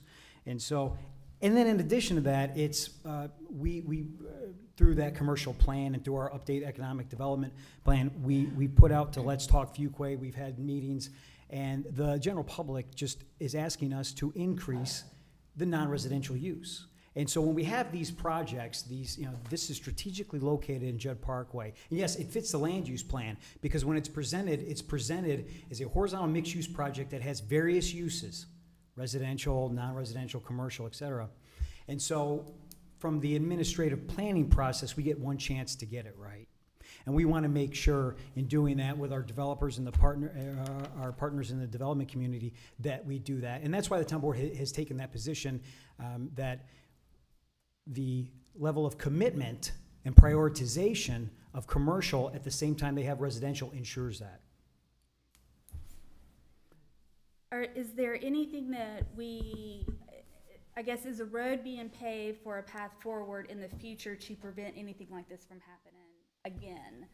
And so that when a developer approaches the town about mixed use, it'll be spelled out clearly. Yes, and so, and this board will see in the near future, there are other horizontal mixed-use projects in the community that, one thing that we want to do is be consistent. And so for these other projects, we've had similar discussions with their residential developers where they are committing to the non-residential component of the project because they understand the position of the town board. And so we've been working with those developers to do that, and we're currently reviewing that as far as how we can administratively require that in our LDO. So I'll ask the attorney to speak to it. There's nothing legally prohibiting us from doing this. Right now, with conditional zoning, this is a negotiation between town staff and the development community. The idea is we have agreed upon conditions. Any conditions had to be agreed upon by the petitioner, in a conditional rezoning, which we see all the time. And the idea is they make it more palatable to the board to approve because they've made maybe facade requirements and things that aren't necessarily in the LDO. We see it all the time. The idea there is to make a better product and make it more palatable, and then hopefully get the approval of the town board. But those conditions have to be approved by the petitioner and the town as well. But to be clear, the LDO does not clearly state that commercial must happen first or simultaneously with. No, it's not in the LDO as it currently stands. Are there any projects existing that, are shovel-ready, they've been worked on, maybe something's in construction, where we've asked for some level of commercial commitment, and like, what are the statuses of those commercial, were they filled, is it still sitting there vacant, kind of, what's been the history of development in town for that? Sure, so I gave that list earlier. Those were all, we used to have the ability to do a conventional mixed use and the form-based mixed use. And so we obviously have a history of commercial that are not constructed. The difference, Bengal Town Center and Royal Creek are two that were developed a little bit differently. The developer came in and did install all of the infrastructure first and then kind of divvied it out to the residential and non-residential builders. So they really did happen simultaneously. We do have two more in the pipeline. One you will hear tonight that has developed that developer agreement to accompany the rezoning request. And so we're excited about those. So these, this wave is sort of the response to some of the issues that we've been dealing with. And then if this were to be approved, town board approves it, we're good to go, and say developer, puts in all the residential, and then they back out, they don't move forward with commercial, that can't become residential at that point. It would just be vacant space that, Yep. So I would imagine at that point, there's opportunity for developers to come in or for citizens to be up in arms that, the quality of the value of their homes are probably going to go down if they're living next to a empty project lot. And I think that just kind of goes to the incentive of the developer or developers out there to say, hey, we want to get this done. We don't want to be halfway.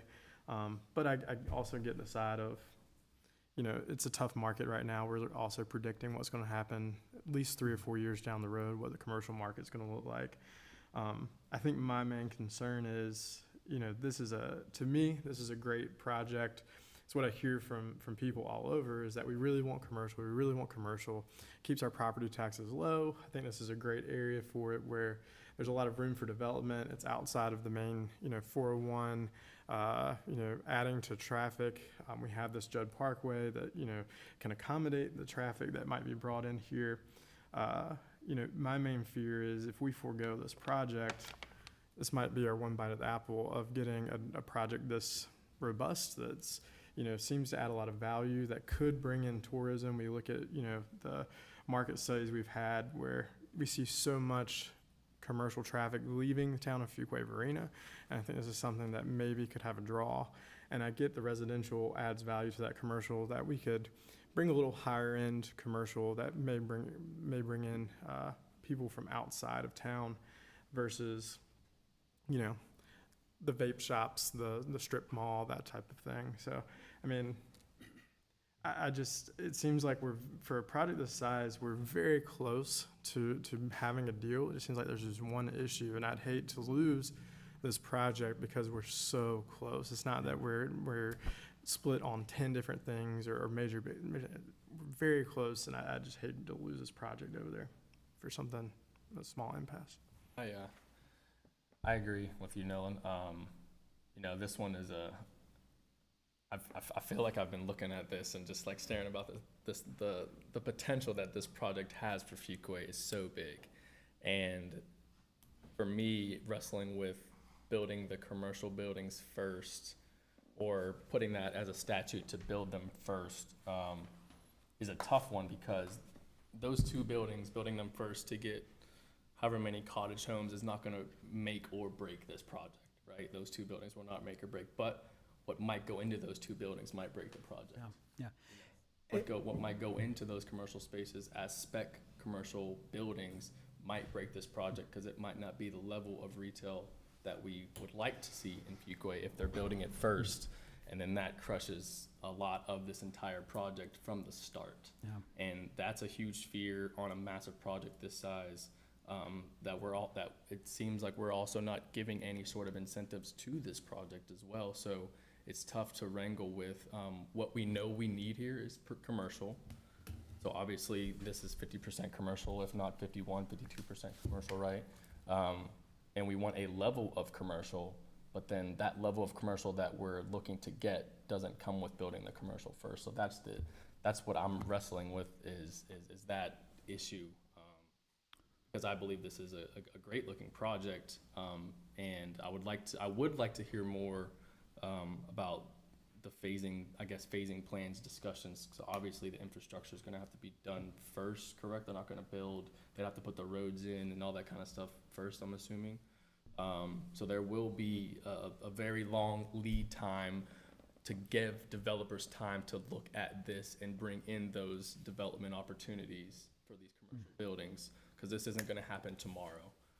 Start grading is not going to happen tomorrow. It's going to take a long time to even get this up and running. So I think that gives time for developers and, like they said, some of the brokerage firms to put their eyes on this, to bring some of their partners down to look at the site to see what it is potentially rezoned for, and that I think would build the momentum that we need here in Fuquay retail-wise. Yeah, and thank you for that. And I'd just like to add, so just taking the east side, for example, you're looking at 150 cottage homes, and then you're looking at the row homes and townhomes, and what we think is fair. And again, we've asked the developer to come back after we initially gave this number. The statement was made that this was an arbitrary number, and so asking the developer to come up with that prioritization and commitment, weren't able to do that, and so we came up with something, and we've asked them to come back with something, whether it's this building first or that building. We still needed some level of commercial development to support the non-residential. I want to be clear, we're not requiring non-residential or commercial development before the residential development. We're asking for it to be built concurrently, and we believe how we have it prioritized. Again, if they build 2 commercial buildings, now that is not even spec to say what size they are. If they build 2 commercial buildings on the east side of the property, they can build all the residential. It's 150 cottage homes, and then I'm not sure exactly how many, but looking at it, they can build all the townhomes, all the row homes, and all the cottage homes. And then on the west side of the property, all the single family, all the townhomes, if they were able to build one of the commercial buildings that you see, and then a mixed-use building, which again, even with the mixed use, they get the residential component of that because the first floor would be non-residential, and then they would get the residential component above that. So after presenting this to the developer, we've asked them to come back with something, again, with the understanding that a prioritization, we wanted to see that, and that just hasn't happened yet. Is this something our neighbors ask for also, is a phasing plan? Yes, and so in Holly Springs, there's recently a development where the quality of development and the amount of commercial development did not meet the board's expectation, and so they denied a project on Highway 55. You're starting to see that because what you're starting to see along these corridors, whether they be on the large thoroughfares or these I say internal thoroughfares, these type of parkway projects, is that, and you see it on Highway 55, there's an apartment project there that 10 years ago, 12 years ago, I worked on it where we entered into a development agreement, there wasn't enough teeth on it, and ultimately they decided to build the residential component and never touch the commercial component, which is fronting 55, and now that is all overgrown, trees, brush, etc. And so you're going to start to see other municipalities have this understanding of prioritization. When you present these type of projects, to what Mr. Johnson said, it's a great looking project. Again, it's consistent with our land use plan. But again, we want to make sure that we maximize and mitigate the risk of it turning into one of those projects that don't come to fruition, that is presented holistically like this, but does not come to fruition. And that's why the town board has taken the position that that prioritization is needed. And again, out of 166,000 square feet of commercial that they are presenting here, we are not asking them to commit to building 166,000. We're asking them to commit to a small portion of that in order for them to build out what they want to do residentially. It sounds like from what we're being told here that D.R. Horton might be interested in that. It sounds like there's just a disconnect between the development and the town and figuring out what that number wants to be. it's hard for us as a board because like we're trying to vote on this thing and hear it, but we don't actually get a copy of that developer's agreement, right? We don't get a copy that shows it. I mean, we were just handed this tonight, so we didn't even know what was being asked from the town. We didn't know what was being proposed. Well, I'm kind of like Nolan and Brett. I think it's one bang-up opportunity for the town of Fuquay for something of this size. And as much as I've looked at the paperwork, what comes back and forth, I mean, I wish y'all could work out something. Is there another mechanism that the town that we have beyond the rezoning to basically hold them accountable to do what they may say they're gonna do? And the reason I say that is because, to the developer's point, projects become a little bit more viable. They get a lot more interest when they have zoning. This thing will wind up in all kinds of articles. It'll wind up in the Triangle Business Journal. It'll wind up all over the place as soon as it gets passed, and that will generate a lot of interest probably in the commercial side of things. But do we have any mechanisms, so like we have a water and sewer allocation policy, you know, that you can only get 75 units at one time? Like, do we have any other mechanisms that can kind of tie to it? Yeah, I'll ask the town attorney to confirm this, but it's my understanding that it can only be listed as a condition or a development agreement in order for it to be enforceable. That's a negotiated condition, obviously. As a negotiated conditions condition, or yes. You get one shot at it in rezoning, that's about all you get. Because once you rezone, you can develop as a right then, so. But allocation has been something that has been negotiated in a couple of our recent developer agreements. So that could be something that could be worked in. So yeah, it's a give and take. So, I mean, I guess if there are tools, whether it be allocation, economic incentive, I mean, y'all the ones in the room that do this day to day, is, you know, and I would ask the developer the same, you know, the proposed terms for the development, and then Jim, your email as well. Like, are these hard lines in the sand of this is what the town needs or this is what the developer needs to, you know, on their side to make this happen? Is there room in the middle to meet, whether it be applying to what Andy's talking, somewhere in there? I mean, at the end of the day, you know, it's got to be something that serves the people of Fuquay-Varina. It's got to be something that makes sense for us, but it's also got to be economical for the developer. And you know, there's a line in the sand of where you stop making money and or making it profitable. Do you think there's somewhere in the middle, a place where that could be met? I would say after further discussion, this is a baseline, this is a starting point. Yeah. So again, given that it's a 90-acre project, 166,000 square feet, 42 units, 700 something plus units, we believe what we've discussed, we think is more than fair. But there's no policy that because we're here to vote on the rezoning, right? The other stuff is for the next step of this process, which would be the town commissioners. Correct. And the way I see it right now, I'm not sure there's anything we can point to say this doesn't meet policy. Am I incorrect? I think the established phasing, so phasing is an LDO requirement, and obviously we've tagged on to that. That phasing prioritizes the non-residential development, but that's one thing that has been established is what is the phasing of the non-residential development and how it pertains to the whole package. Have we had discussions about phasing with the applicant? We've been talking about this phasing since day one. I guess ultimately we'll ask this is, does the town feel like you're as close as the applicant does on being able to work something out with this? Or do you guys feel like you're far apart? What I can say is when we've asked for them to provide information after we provided this, we have not received it. So we've asked for it. They haven't committed to it. We received 2 iterations. One, Mr. Adcock mentioned, which was the incentive, which was we'll build it if we can get an incentive. And the other one was we'll build the infrastructure. And we just don't think that meets the expectation. So what you're saying is this August 13th proposal you guys don't think meets the criteria what you're looking for? Correct. It's hard for us to look at it. We're just reading through this right now, so. No, please ask. It's a lot of 2 buildings, 1 building. Yeah, there's a lot going on here. Yeah. Well, again, it's being able to demonstrate the commercial, going vertical on a project, demonstrates to us that you're building the building, right? So are you holding them to like I mean, I guess that's another good question to ask when you say going vertical. There's a pretty big difference between starting to go vertical and actually tying things to inspections or COs, or is what's the expectation for the town for the building? Is it to get started? What is that expectation? How far do they expect it to take it? Yeah, demonstrating substantial commencement of the project would demonstrate installing vertical walls on the building. So it's not completing the building, it is going vertical on the building. I'd ask the town attorney to confirm that. So some of the other agreements we're negotiating now, that's been the term that's been reached and negotiated between the parties is, you know, the steel's up on the building, maybe commencements when footings are poured, and then, you know, everything can go ahead once the steel's up. That way you don't have to worry about COs. They have shell space versus interior space. You know? So essentially, we're wanting shell space. Well, it's not necessarily, but.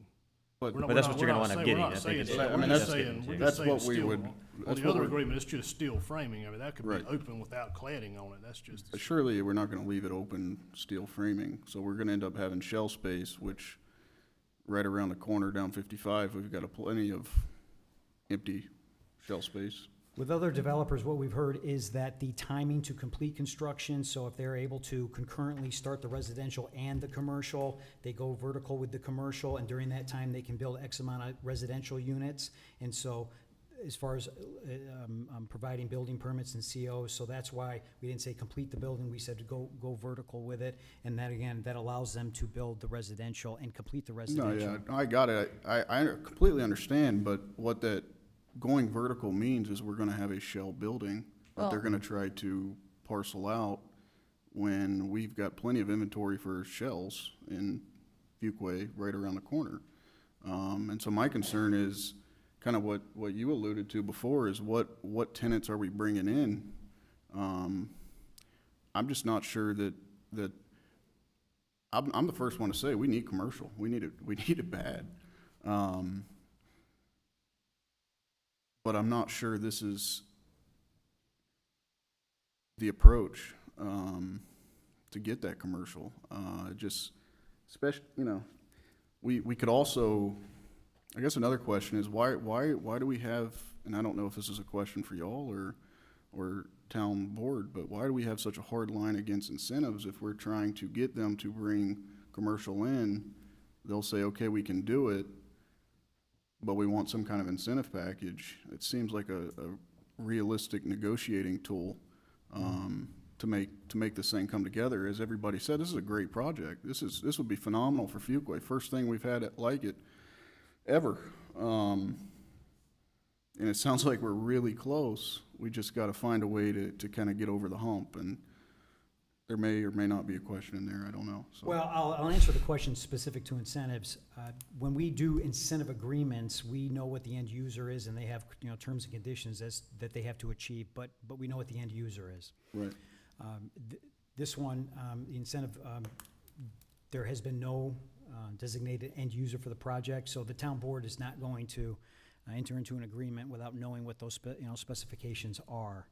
Right, and I think that kind of goes to the point of why I wouldn't want them to do the shell building, because we don't know. And, you know, we could be attracting the wrong type of business that we would prefer. And to that point, the one you're going to see later tonight does have a committed end user. Okay.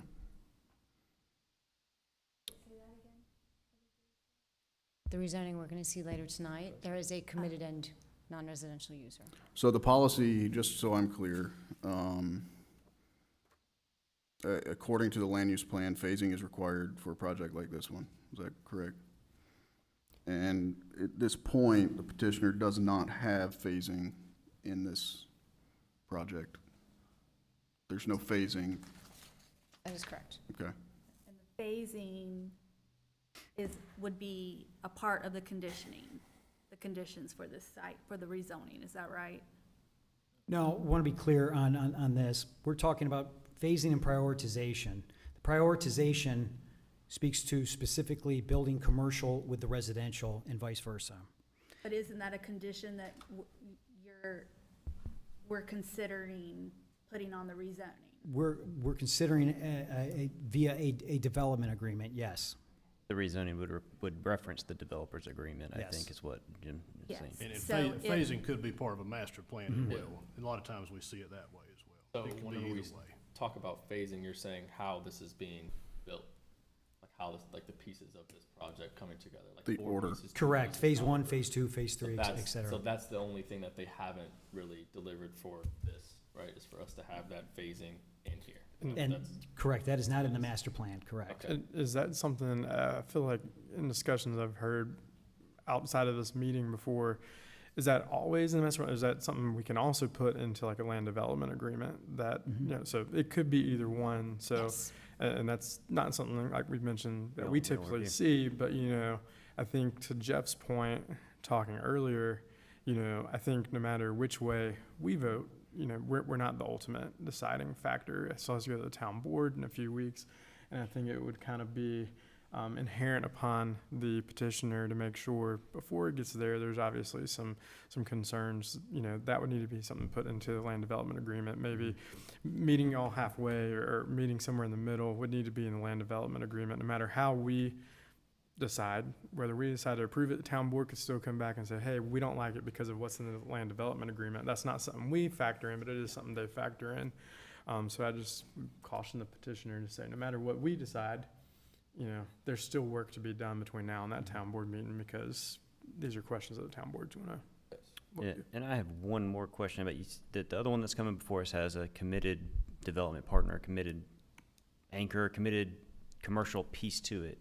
So, and that's great. So, like, but what happens if, say, when we're doing these, because this is kind of uncharted for us. I don't think as a town we've done anything like this.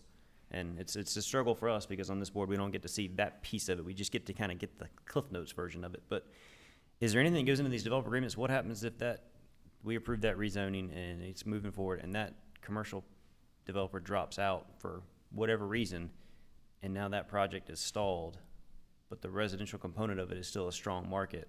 Are we now saying the residential can't move forward because they've lost a contract for whatever that may be? It You know what I'm depends on how saying? the development agreement is Now, structured. most of Right. these agreements have got a force majeure type clause in them that Okay. address those type issues, because that could happen. You could have an economic collapse or a tenant go bankrupt or something like that could Okay. happen. Again, it's one of those things where we don't get that developer's agreement to see it, so it's Right. hard to visualize what all's in that package of what we're trying to. I've got a Ask question for the developer, if since you're up here and you're ready for a question, I would just say, if you wouldn't mind addressing phasing and, you know, what are your hopes between now and a town board meeting as far as what a land development agreement would look like, if there's opportunity there for y'all to meet in the middle? Sir, first of all, regarding phasing, the master plan narrative did include a phasing provision. It was revised multiple times, but then approximately 2 weeks ago, we were asked to remove that from the narrative. So there was a phasing proposal that we had in the narrative, but we were requested by staff to remove that, and we did.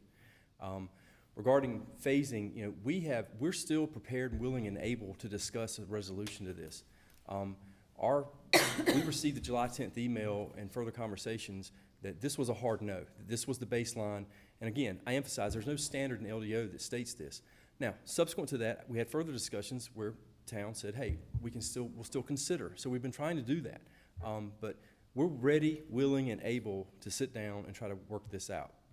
There's compromise we're willing to make some compromises on our side to get something done and accomplished. Answer your question? Yeah. To Mr. Adcock's point, and I appreciate him, is that we did ask to pull it out, but that phasing plan would be included in a development agreement. What did the phasing look like? I mean, since we didn't get to see it earlier iterations of this, we were only able to see it in this agenda. I mean, it So may the- not be important in great detail, but just was it adequate phasing? What was it, something that was typical for a project like this? Right, so the phasing addressed that the east side was going to be developed first, I believe a year before the west side. And that's where they were starting to address the commercial prioritization, but the fact is that it never really met our standards. And that's when James had suggested that really where that prioritization needed to be was in a separate developer agreement. So there could be, because in the zoning conditions, the town does not have the opportunity to give any, right? So if there is discussion about, utility allocation or other exceptions that we are trading back and forth as part of that agreement, that's not where it belongs in the zoning. It's less about phasing, more of like schedule of development then, right? Because phases, if we do just like a phasing plan and they do phases 1 through 14, we can develop out a sequence, right? I mean, you Right, could do yeah. 14 and 12 as the first one, as long as it meets all the criteria for driveway access and utilities and all that good stuff. So we're really talking about a sequence of development, not necessarily just a phasing plan. So I'm conflicted and confused, I guess. So there was phasing. 2 weeks ago, we asked them to take the phasing out, and today we're recommending denial because there's no phasing. We asked them to integrate the phasing. We asked them to integrate the phasing into their developer agreement, and they've not submitted that developer agreement. But a developer agreement by law is not necessarily required. It is something that the board has requested. It's requested, not Just being required. negotiated, it's not required by law. I think this is liking to architectural standards on residential. I mean, it's to protect both parties, really. Right. More of an incentive to get the But town board to. it's not a requirement, and we're now asking to deny a request based off something that staff requested be removed and put into something else that's not a requirement. I think we're confusing two different things there, though. I think we're calling something phasing, and to staff's credit, I think they're saying there's a difference between the phasing of development. We do phases in development all the time, and you can develop those however you'd like to see fit. I think what they're looking for more so is a sequence of development and a commitment. And it's a little bit, I think it's a little bit different. Phasing plans we would do is, you would do those as part of your plans, but I think what staff is asking for is something that goes into a distinct developer's agreement as part of a condition. And that's what they're asking for. So I think guess that would be the phasing plus prioritization. right. I think we're mixing up our terms here a little bit. Yeah. Correct. So I don't think it's quite as cut and dry as to say that, they provided it, they removed it and. So what was, that so kind what of was the phasing 2 weeks ago that was removed then? That was the eastern, And so which that- we discussed Because earlier. phase 1 is the east, phase 2 is the west, or, Yes. yeah, I think our developers can address it. go ahead. So the, I'll raise my hand if I have to. You don't have to raise your hand. Look, I've written this 5 times. It was a development strategy, and it was in the narrative. And I've been through a lot of iterations with staff on the behest of council and management as to what they'd like to see that development strategy statement stay. We started by explaining exactly how we were going to build the site. We have to start on the east to connect to the utilities on the east. We have to move across to the west because we're closing the east side first with the Vaughn family, because their current home residence is on the west side. So we're giving them an additional year to close that a year later to make sure that they have the time to do what they need at their homestead before leaving. So we start on the east, we move to the west, and that's how we started the first development strategy statement. It evolved from there many times. After 5 different iterations, we had landed on, we'll give you 1 commercial building on each side, and we will hold the last CO on every house until we deliver those 2 commercial buildings. Like 1 home product, not every house, excuse me, at 1 home product. So 1 home product, we have 4 home products. Hold last CO on on all 4 home products for 2 commercial buildings. That didn't come to an accord. So we've done this 4 or 5 times within the narrative in a development strategy statement that's been submitted more than once on town record. And then we originally thought that was gonna handle it without a developer's agreement, like a formal developer's agreement, separate document. It got to be much bigger than that. And so that's when, about 2 weeks ago, we were advised by town staff that we need to take that out of our narrative and move to a developer's agreement only. That is the full story of the development strategy that was included in the narrative. Are you saying that you proposed building 2 commercial buildings and the town holding CO until you built those buildings? On the last, so we have 4 home product types. Yeah. So we said we will not build the last home on all 4 product types until those commercial buildings are constructed. We did not make an accord on that agreement. Was that on or before this August 13th proposal? That was prior to engaging John and writing those developers agreements. So this was something that we came up with our team and put in our narrative as a development strategy, as a developer, something that we felt like we could perform. Thank you. And I think that, the size of this project does warrant a developer's agreement, something that's Agreed. very specifically spelled out. 'Cause I think you're gonna get beyond just phasing. You're gonna get into water and sewer allocation issues. You're gonna have some, even from an erosion control standpoint, I don't think the town is really wanting you to go out there and tear up 60 acres right from the get, right? So there's a lot more to this than just one little thing. So I think the developers agreement is the right avenue. I agree. I think so too, but I think that that D.R. Horton has bent backwards trying to get this pushed through from the town's end, and that speaks a lot to their commitment to this project at 50% commercial and holding, you know what I mean, a lot of this land, which they'll have to pay for over time if not developed and sold, right? So they're committing all of the risk and holding all of the money and getting no incentives, and seems to have offered multiple solutions to getting this across the finish line.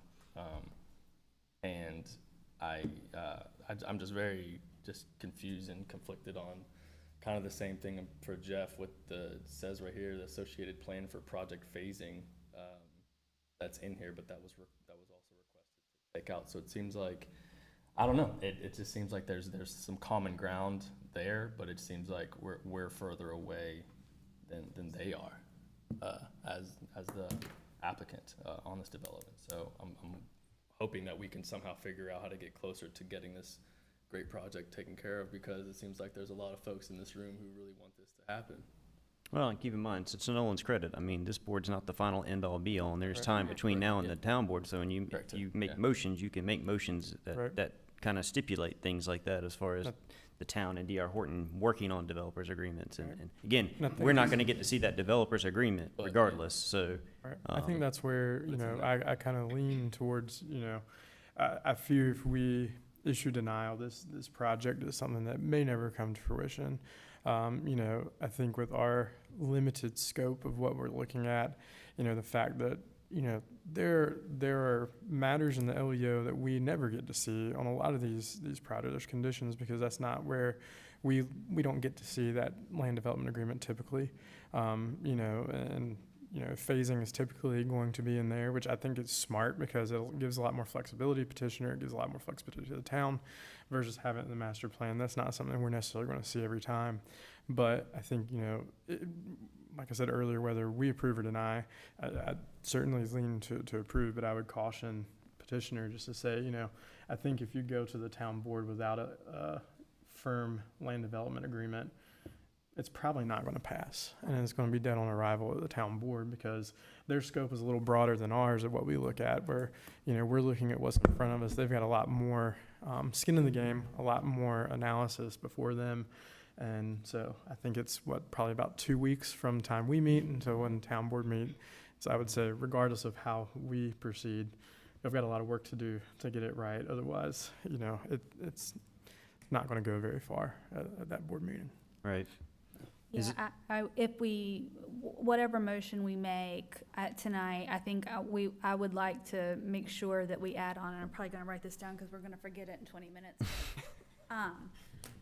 that there's more to this by the time it gets to the board, and the board doesn't just get to see this. What that more is, we don't know, and I don't think that we can tell you what that is, but something different I would like to see go to the board than this, and something more agreeable on both parties. Right.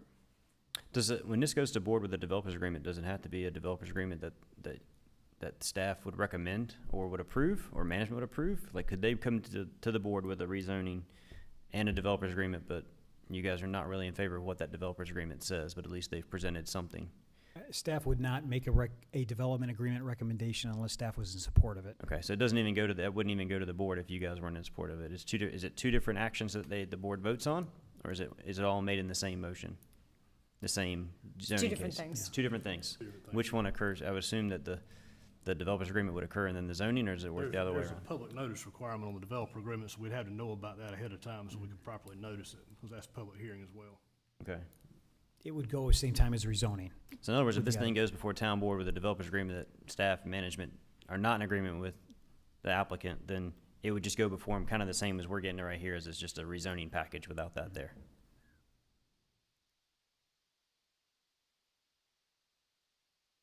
So can this be fixed? I guess that's my question. What can we do? make everybody come together and make this happen?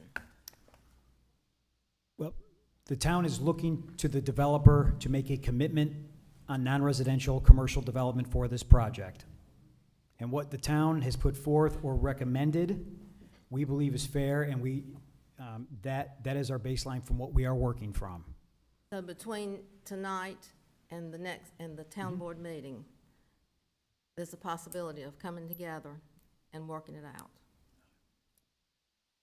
Yes, we'd be more than happy to have discussions with the developer. Again, they know what our position is, and we look forward to working with the developer to achieve something. But y'all aren't gonna give, correct? Excuse me? You're not gonna give on what you've stated they've gotta have. Correct.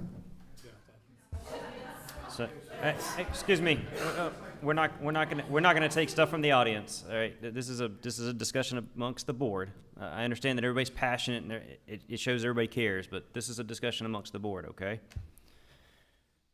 So, to that point, how is it that there is that little piece? Because everything we're hearing from the applicant is we're pretty close, and I guess the question we have to ask ourselves is, are we willing to not have something like this in the town over that part of it?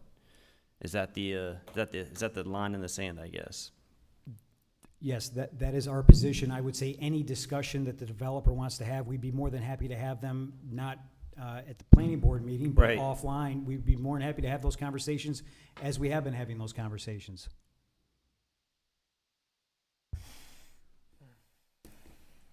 This is a tough one for this board because, I mean, basically what we're asked to do is to look at something that meets all of our standards, with the exception of the thing that we don't get to review. Yeah.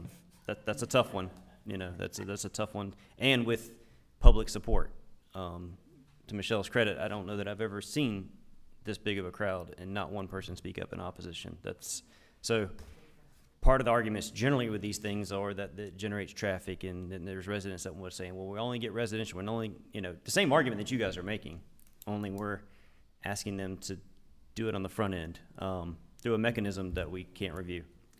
And that's a hard position to be in, I think, for the board. We have discussed, someone's brought it up tonight, that the planning board has a role, and we operate within a certain purview of what plans are on the books right now. And so I guess the question to the planning board members is, does this project check all those boxes that we have? All of those plans, LDOs, general statutes, everything that we work with, does this meet that? Does it check the boxes, yes or no? And whatever that decision is, the town board can take it to the next level, which is within their purview to look at so much more than what we're here, what we are charged with looking at. So I guess that's a question I'm putting out to each of you is, in your opinion, does this, as it stands right now, check those boxes within those purviews? And I think that's something we have to think about as we move forward with making a motion to do something with this. Right.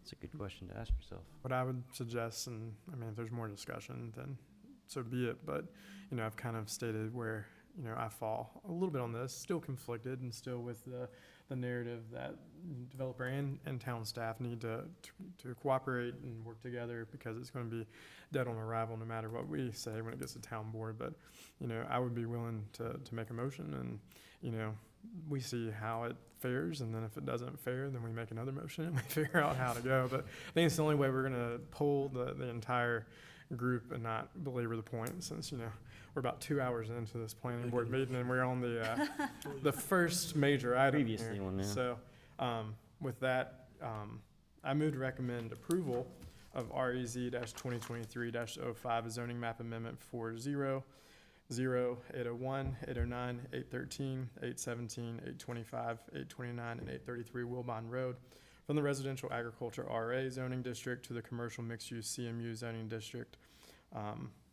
as presented by petitioners. I don't have that last language there, since it's different than what was recommended. You've got a consistency of the land use plan and reasonable and the best interest of the public. Those are findings you need to make. Yeah, but the find that it's consistent with the land development ordinance and land use plan.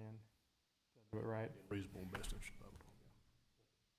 We have a motion and a second. Tried to find it somewhere else in here to It's all right. pull the language, but couldn't double Yeah, screen it. so is your motion just basically as an approval? There's no other stipulations on it, like there should be a meeting between, I mean, you can make kind of any recommendation you want, as far as being a planning board, because we're planning board, we're at recommendations, you can make any, you can add to your recommendations if I mean, I understand that correctly. You don't have to, I'm just making sure that your motion is just to recommend approval, and that's just the baseline of I approval. don't think I would require it, but I would highly recommend, because I think the town board's not gonna think favorably upon it if it doesn't happen. So we have a motion and a second. Somebody can amend my motion if they'd like. Before we vote on this, is there more discussion, more questions for either staff or the applicant, or talk amongst the board? It's a pretty big vote, so. Who made the second? Or, I'm sorry, yeah. Jay seconded it.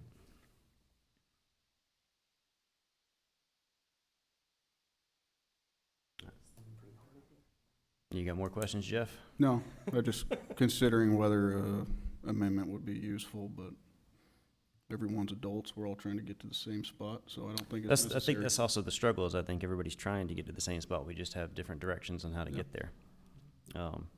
Which makes these things even more difficult. Which is a good thing. That's what makes the world spin, right? And we want to make sure that the development that we bring to this town is the right thing. Mhm. So I don't think we're far off. Right, I do agree with Nolan. I think if you roll into town board without any developers agreement, it won't matter what you got voted on here. You know, so it behooves you to try to figure out how to work with management to get there.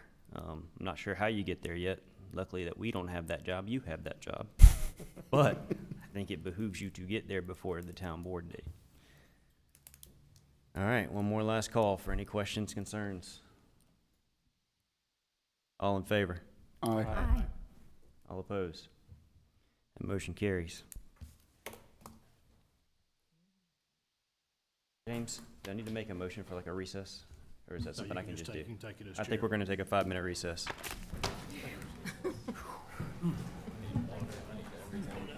Hey, you can grab water. Go on, yeah. Yeah.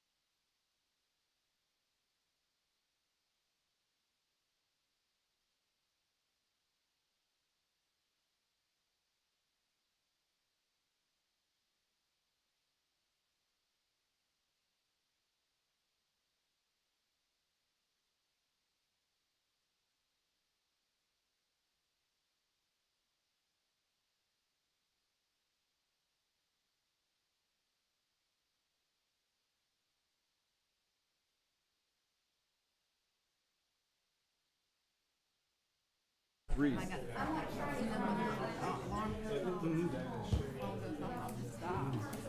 I agree. Right. Oh, I mean, it's helpful than it's better than nothing, but. we were an All HOA right, before we let's moved get out on the back farm. in. We had a knockdown track. Mm-hmm. Get a little cooler. Yes, the last one is only one page, so we're good. Oh, well. It was dark when I got home every day, you know. Said he went to go use the restroom real quick. I figured I'd do him a solid and let him, he just got beat up pretty good. I figured I'd let him at least use the bathroom. Wait, no. They hit your attorney, your. Oh, I'm gonna hit your it. judge paddle. Should have done it for the recess thing, I think, but we might have gone a little over the 5 minutes.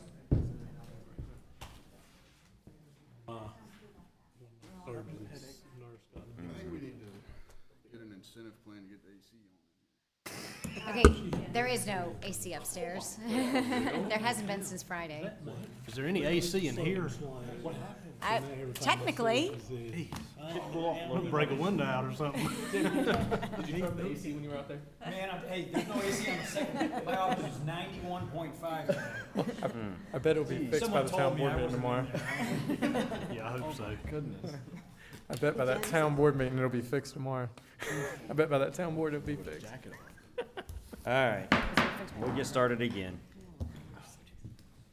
All right, moving forward, we're still in the public hearing section. Public hearing item 4A, REZ 2024-09.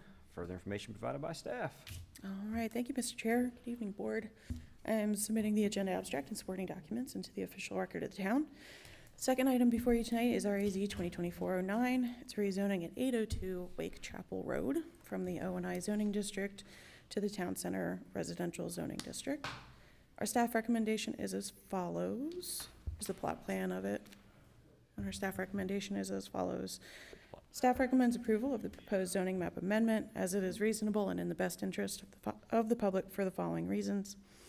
Number one, the requested zoning map amendment is consistent with 2040 Community Vision Land Use Plan for the designation of Town Center Residential. Number two, the requested zoning district is complementary to residential uses in the general vicinity. Number three, the requested zoning district supports infill development and reinvestment in downtown neighborhoods per the 2040 LUP's policy 2.1, encourage infill development and redevelopment inside town limits. And number four, the requested zoning district supports creation of a variety of housing types per the LUP's policy 4.1, manage future growth and development in accordance with the priority infrastructure investment map. We have representatives here tonight who I'm sure are happy to answer any questions, and I am also available. Thank you, Alyssa. Mm-hmm. All right, any questions for staff before we open the public hearing? I think you're good. Thank you. All right. At this time, we'll open the public hearing. Eva, do we have anybody signed up to speak? We do. Mr. Wayne Malden. Good evening, board members. Wayne Malden with Malden Watkins Surveying at 139 North Main Street here in Fuquay. And I put this little thing together before you tonight for the rezoning for Crown Builders. If y'all are familiar with this lot, it's a little lot right after you cross the bridge on Whitechapel Road. Mr. Valla was wanting to build a little house there. He's got somebody who wants to buy the lot and house. After meeting with the staff, for some reason, last time the town rezoned that area, that whole area got zoned to O&I. Everything from Whitechapel Road back towards 55 is O&I, and there, I believe there's only one office in there. Yep, in that whole area. So what we're asking for is to go to the TCR, which will allow for a residential house to be built in that area. No commercial on this one, right? Ain't big enough. Ain't big enough to put a parking lot on. That's a good way to go on this one. Yep. If you have any questions, I'll be glad to try to answer them. Anybody got any questions? I think we're good, Wayne. Thank you. Thank you. All right. Anybody else even signed up? That's all we All have. right. At this time, would anybody else like to speak in favor? Anybody wish to speak in opposition? All right. We will close the public hearing and bring it back to the board for discussions. Questions, comments? Breath Motions. of fresh air. It's a little different vibe than Yeah. earlier motions. I would just say having an office and spending a significant amount of my time in that area, you know, I think it'd be a good addition over there. And if nobody else has any comments, I'll make a motion. I motion to recommend approval of REZ-2024-09, a zoning map amendment at 802 Wake Chapel Road, from the Office and Institutional O&I zoning district to the Zoning Center Residential TCR zoning district, as it is reasonable in the best interest of the public for the reasons identified by staff. We got a motion and a second. Is there any discussion or questions before I take the vote? All right, all in favor? Aye. All opposed? That motion carries. Man, that was a really big difference. All right, public hearing item 4B, zoning map amendment REZ 2024-10, further information provided by staff. All righty, thank you, Mr. Chair. I'm submitting the agenda abstract and supporting documents into the official record of the town. The third item before you tonight is REZ 2024-10, which is a rezoning at 9951 Fayetteville Road from the corridor commercial zoning district to the general commercial conditional zoning district. Staff recommendation is as follows. Staff recommends approval of the proposed zoning map amendment as it is reasonable and in the best interest of the public for the following reasons. Number one, the requested zoning district provides the opportunity for additional uses and commercial flexibility. Number two, the proposed conditions ensure the future use fits into the surrounding development context. Number three, the requested zoning map amendment is consistent with the 2040 Community Vision Land Use Plan designation of suburban commercial. Number four, the requested zoning district supports infill development per the 2040 LUP's policy 2.6, encourage commercial development. And number five, the requested zoning district supports LUP policy 6.5, attract new retailers. There are representatives here tonight, and I'm happy to answer any questions. Do we have any questions for staff before we open the public hearing? I think you're good again. All righty, thank you. Look at you with the easy ones. At this time, we'll open the public hearing. Eva, we have anybody else wish to speak on this one? Mr. Wayne Malden. Twice? Twice in a row. All right. Again, I'm Wayne Malden with Malden Watkins Surveying at 139 North Main Street here in Fuquay. And we put this rezoning request before you tonight for Mr. Arguman, who's here in the audience. If you're not familiar with the site, it's on 401 North up next to the Sheets and Bojangles close to Banks Road. Basically what we're trying to do in there is kind of a, I don't want to call it exactly flex space, but the uses are like community uses. Dentist office, maybe plumbers, electricians. I know his plans to put a gym in there in one of the buildings. So the rezoning request, it gives us more flexibility to get different uses in there rather than the highway commercial. Gotcha. Or quarter commercial, excuse me. If any of you have any questions, I'll be glad to try to answer them. Any questions for? Sounds like you're off the hook again. Thank you. Thanks. All right, do we have anybody else signed up to speak, Eva? No. Oh, we do. Joseph Ogburn. Okay. You don't have to come up and speak if you don't want to, but you're welcome to if you've signed up. If you're going to speak, you have to come up here and take your name and address for the record for us. Eva gets mad at me if we don't do that. Yeah, I need it. My name's Joseph Ogburn, and my address is P.O. Box 1240, Fuquay-Varina, North Carolina. And I'm the property owner here. Glad to answer any questions if there are any. Any questions for Mr. Ogburn? I think we're okay. Thank you.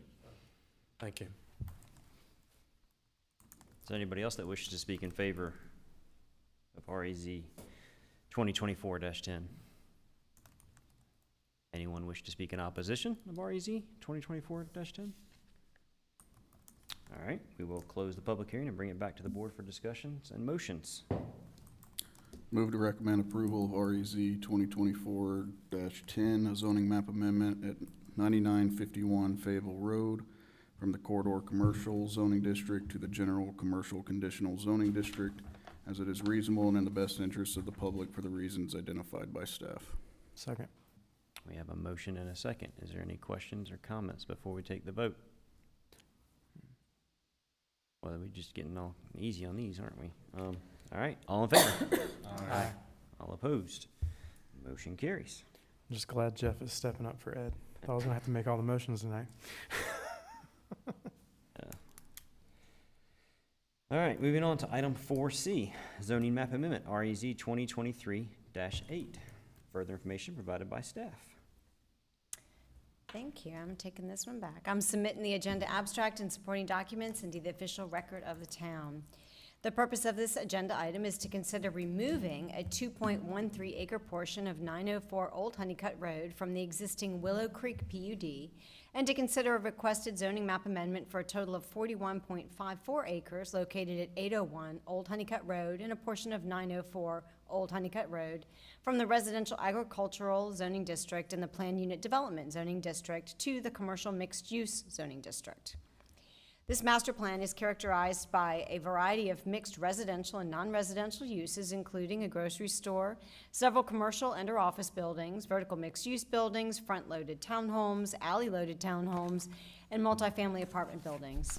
Both passive and activated open space are provided throughout the development via plazas, courtyards, greenways, and natural areas. The maximum allowed density in the CMU zoning district is 10 dwelling units per acre, and the master plan proposes a maximum density of 8.5 dwelling units per acre for the townhome multifamily units. The upper-level residential units in the 2 vertical mixed-use buildings do not count towards the maximum allowable residential density. The master plan proposes to extend East Academy Street through the development connecting Purfoy Road to Old Honeycutt Road, which will provide a roadway connection between downtown Fuquay and US 401. CTP and TIA required improvements will include right-of-way and cross-section elements along the Purfoy Road and Old Honeycutt Road frontages, the installation of traffic signals at both of those intersections with East Academy Street, and a designated right turn lane for the northbound lane of Judd Parkway at the intersection of East Academy. Both proposed public and private roads throughout the development will provide on-street parking and enhanced pedestrian crossing as part of the modified East Academy Street cross-section, will serve to promote a vibrant and urban streetscape. CMU projects of 20 acres or greater are required to provide at least 3 civic spaces totaling at least 5% of the project area. Academy Village proposes 3 civic spaces in the residential portion of the project totaling 1.92 acres or 5.2%, and will include a greenway, benches, an activated plaza, an amenitized stormwater control measure, and an open lawn area. The multifamily portion of the project will also feature a pool, fitness area, and clubhouse. The non-residential portion of the development will feature pocket parks, benches, seating areas, sidewalks, and amenitized plazas. The proposed mix of non-residential uses, residential units, and activated civic space meets the intent of the CMU zoning district and is consistent with the land use plan's designation for a community activity center. The requested zoning map amendment supports the following land use plan policies: create a comprehensive, connected, and continuous network of green space, improve street connectivity, establish a discernible neighborhood structure, encourage transitional uses and intensities in and around project boundaries, and provide mixed housing and diversity. Along with having a committed grocer, a development agreement has been submitted to the town which establishes phasing, clarifies obligations of the town and the developer, and defines the non-residential development prioritization. The development agreement will be presented to the town board for approval with the rezoning request.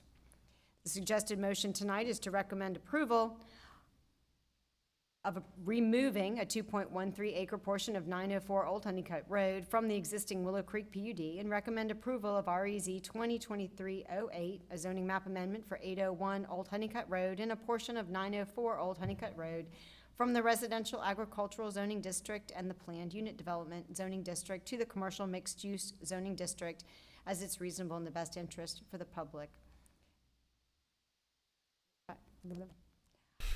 For the reasons identified by staff. There are representatives of the petition here tonight, and I'm happy to answer any questions. Thank you. Is there any questions for staff before we open the public hearing? I have one. What is an activated plaza? Those are plazas. They're going to have benches and seating and There's just a lot of landscaping movement and activity yeah. in that. It's not like okay. Kind of back to the question I asked earlier, I see on this one, they actually did just list kind of residential and non-residential, which I still think is the way to go on these things. But is there anything that can be concerning about, like, there's grocery stores showed a master plan, it's mentioned several times in the narrative, like, does that tie them to anything? Again, they have a committed person right now. Things do change, but does this tie them to that? And if they were to, I mean, that's 52,000 square feet. So, like, just so that we know when we review this thing and we make motions that if for some reason that's not a grocery store, what happens? Like, where does that fall into things? Because it's kind of listed as non-residential in the plan, but it also calls out as a grocery store on this plan.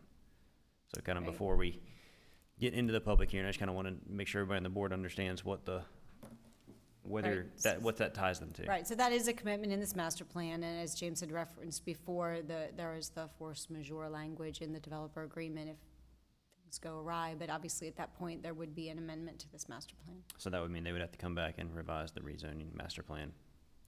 Okay, all right. Any more questions for staff before we open the public hearing? All right, at this time, we'll open the public hearing, and I'll ask if the applicant would like to come up and make a statement. Good evening, Mr. Chair, members of the board. I'm Collier Marsh with Parker Poe at 301 Fayetteville Street, here on behalf of the applicant. Have a number of members of our team here today. We've got George Macon with MPV Properties, who's the commercial developer in the project. We have Casey Gebert with Prophet Dixon, who is the residential developer. Brian Richards with Urban Design Partners, who put together the master plans that you see here. And then we have Sean Brennan with DRMP, our traffic engineer, who can answer the toughest questions on this project. Naming our team doesn't really do this project justice because this really has been a collaborative effort with staff. We have worked tirelessly. They've made themselves available for in-person meetings and virtual meetings throughout the process. We had some sometimes dumb questions, sometimes hard questions, but they've worked with us to help us get to a point where we're really excited about this project. So we are presenting a pretty exciting mixed-use project on the town's comprehensive plan. This is designated as a community activity center. As that name suggests, you want to have some energy, some activity, and a mixture of uses. This is also a critical location for transportation improvements. So we have Academy Street that comes to the western edge of the property or across from the property, crossing Purfoy there. And then would continue on. So a critical connection for the town on this project delivers the Academy Street extension right through the middle of the project. Now that is meant to take a number of vehicles through there, so it presents an interesting challenge when you're trying to have a successful integrated mixed-use development with a major transportation improvement designed to get vehicles through quickly. So that was the task that we faced with this project, is how do we achieve a vision for a mixed-use project while also having meaningful transportation improvements for the town. And our transportation improvements go far beyond that extension, plenty of off-site commitments and frontage improvements that Sean can give plenty more detail. But when we look at this, how can we have a successful mixed-use project? It starts with that grocery store that is a committed element of this project. It was hard to get there, but we worked with staff to make that commitment, which is in the development agreement. We're fortunate enough to have a tenant that signed on for that. And so that enabled us to come up with some creative conditions to ensure that that's essentially going to be delivered either before or concurrently with anything else in this project. So that's our commitment for the grocery store. What that means, though, is that with that tenant there, it creates a lot of energy, and we have confidence that we can deliver some successful vertical mixed use as well as other commercial out parcels. But again, to have a successful mixed use project with a street through the middle, we did a couple of things to really integrate everything together. So it made sense to have the commercial on the northern side of the property, closer to the intersection, best visibility, and then transitioning to residential as we get closer to neighbors. So the bulk of the commercial is on the northern side of the site, but you don't want it to just be a truly separated project with just commercial there. So we integrate those vertical mixed-use buildings in the orange. So that ensures that you have residents that are living within walking distance. And then we continue commercial on the south side of that Academy Street extension without parcels as well to ensure that we've got commercial on both sides. But not just separating uses, we focused our amenities, our civic area, and our pedestrian improvements along that central core. So this project, the way it was described by Brian, is we designed it from the inside out. So once you get on Academy Street and that extension, you get into it, you start to experience the project. So you have to go in onto Academy Street, where we've got some modifications to make that more pedestrian friendly, to have parallel parking and things like that so that it feels like a main street. We have our civic spaces centered on the Academy Street extension near those vertical mixed use buildings and the grocery store. And so you have your active plaza where you've got benches and things like that outside of retail, so you can have perhaps restaurants and places where people can gather. But then when you go to the residential side, the predominantly residential side on the southern part of the property, that's where we have more passive recreation. So we have walking trails, but that all brings people to the center of the project and then throughout. So we worked hard with Pam and her team to come up with a set of conditions, a set of amenities that ensure that this is going to be a vibrant mixed-use project. We have cohesive design elements, extensive architectural commitments, and a pretty detailed development agreement to ensure that this is delivered in a timely manner. Ultimately, the grocery store, which was such a discussion point, is really the driver of this project, and so we want to get that up first and foremost, and so we're fortunate to have that as a partner in the project. So there's plenty of details to go through. There's about 30-page master plan, a long rezoning package, but in the interest of time and a long night, we'd be happy to answer any questions that you have. But appreciate, again, staff's work on this project and their recommendation for approval. Thank you. Anybody have any questions for the applicant right at the moment before we get through the public hearing portion? We're okay at the moment. Great. Thank you.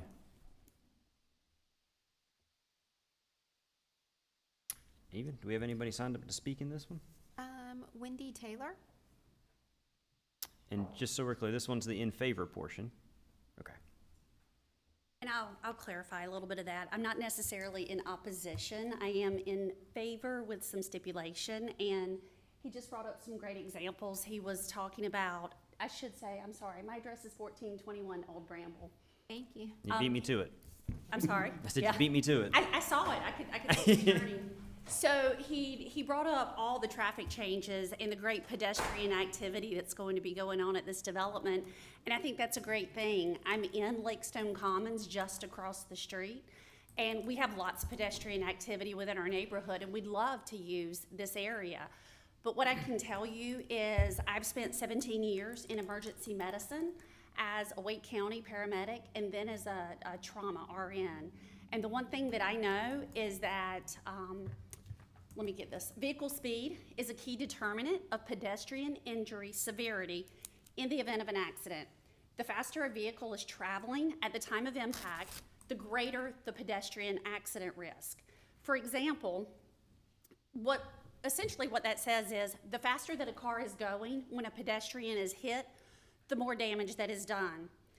A car traveling at 20 miles per hour that hits a pedestrian, there is a 95% chance of survival. You raise that speed to 40 miles per hour, there is only a 15% chance of survival. Why am I telling you these facts? As a member of the community that is next door to this development, I ask for you to keep our neighbors safe. I've spoken with the project's Public Works Superintendent here with the town of Fuquay. I've spoken with Holly Adams here with the town of Fuquay about options for pedestrian safety. So I offer you two recommendations. Let's do a lower speed through Lakestone Commons. If you look at the map, this is the road that is the direct feed straight into this development. And again, I think it's a great development, but all of that traffic coming from 401 is coming straight through our neighborhood. So when you think about that possibility, you want to keep these pedestrians as safe. So I recommend reducing the speed on Lakestone Commons to 25 miles per hour. By doing that, it increases the survivability of a pedestrian being hit by a vehicle from 50% to 85%. I also recommend that we ask the developer to install RRFB, which are known as rectangular rapid flashing beacons. These are the pedestrian lights that as pedestrians come to the crosswalk, they press the button, the lights blink, and they let oncoming traffic know that there's somebody trying to cross the street. So I'll leave you with this closing thought. If it's your son, your daughter, your husband, your wife, your mother, or your father that is crossing the street, would you be willing to put a number on what percentage of survivability is high enough? So I just ask that you put a stipulation on the approval for those additional mitigation risks. Thank you.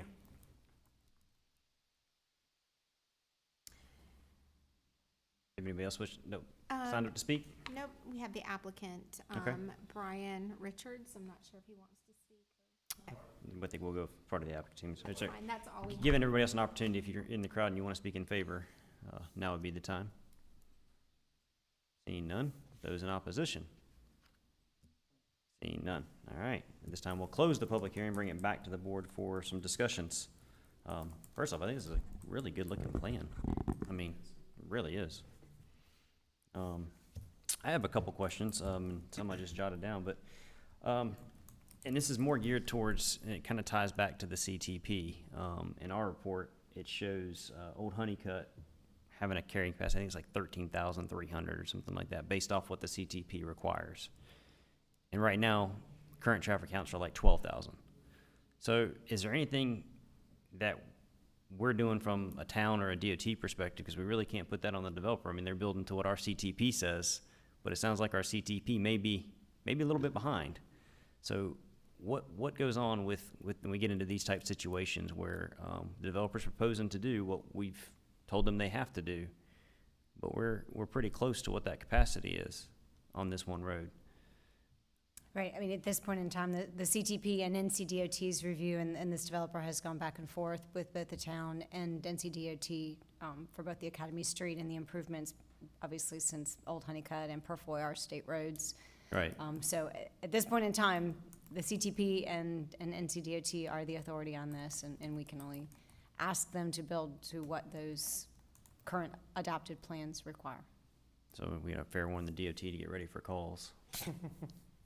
I mean, that was something that jumped out at me. I mean, like I said, I don't think this is a development issue. I think this is again, I don't think we solve traffic issues in our town project by project. I think they help, but I think we solve traffic issues in our town with big scale projects, and you kind of have to have that density to kind of support those bonds and those things to get those big And that's projects moving. the volume of diverted traffic that is going to take Academy now at this point. That's one of the reasons that NCDOT did require the right-hand northbound turn lane on Judd Parkway at Academy. I mean, that's a pretty good distance to the west of this project.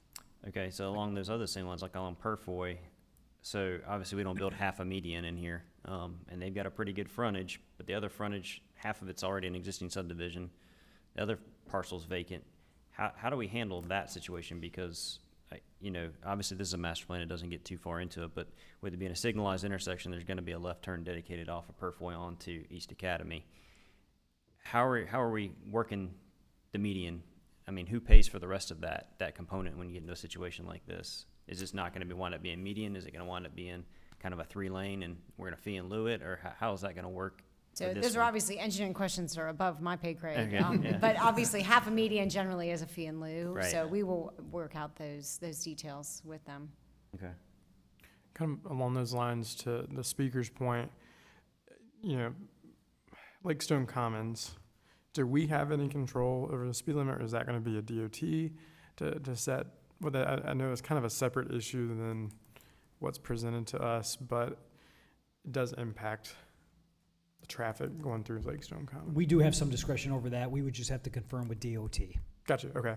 Is that a request you make, or do they have to make it? It's a request we make. Okay, yeah, and whether or not they grant it, can't speak for them, but Sure. it is a request. And I don't know if 25 fixes the problem, hurts the problem, if it's even viable, but I mean, I think it's worth, some type of thoughtful study, some type of, Sure. traffic review for it. And then as far as, what we can hold the developer to, the RFB, is that something within our power to put a condition on to say, hey, it's in an adjacent neighborhood, it's not part of your development.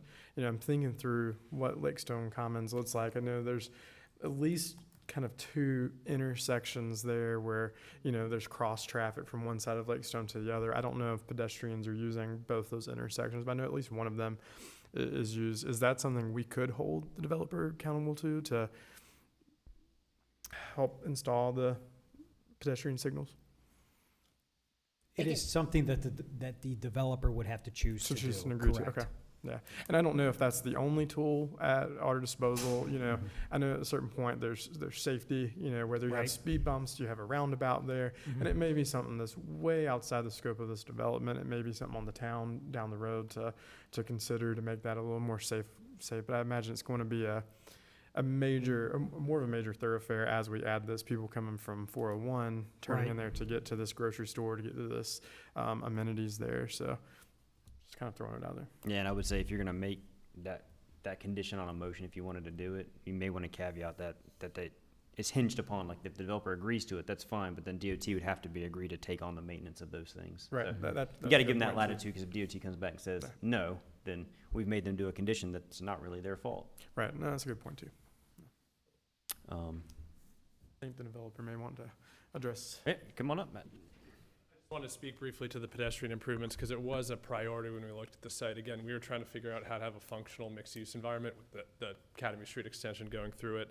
Within our section, we did everything we could to slow down traffic. So we've got enhanced sidewalks and all that, but we've got landscaping, narrow the street, and then have like a major pedestrian crossing through the center. Kind of like, it was initially called a Wooner, scaled that terminology back, but it's a much wider pedestrian crossing. The whole goal was to slow traffic down in that section. So you've got signalization on either side of the Academy Street extension with crosswalks there. When we start talking about off-site pedestrian improvements is where I get a little uneasy. The reason being that we've got a pretty extensive list of off-site improvements that we need to do with this. And when we look through that full list, it took us a lot of time to work through everything with DOT to figure out all the issues with right-of-way. And there's some areas where it's gonna be tricky.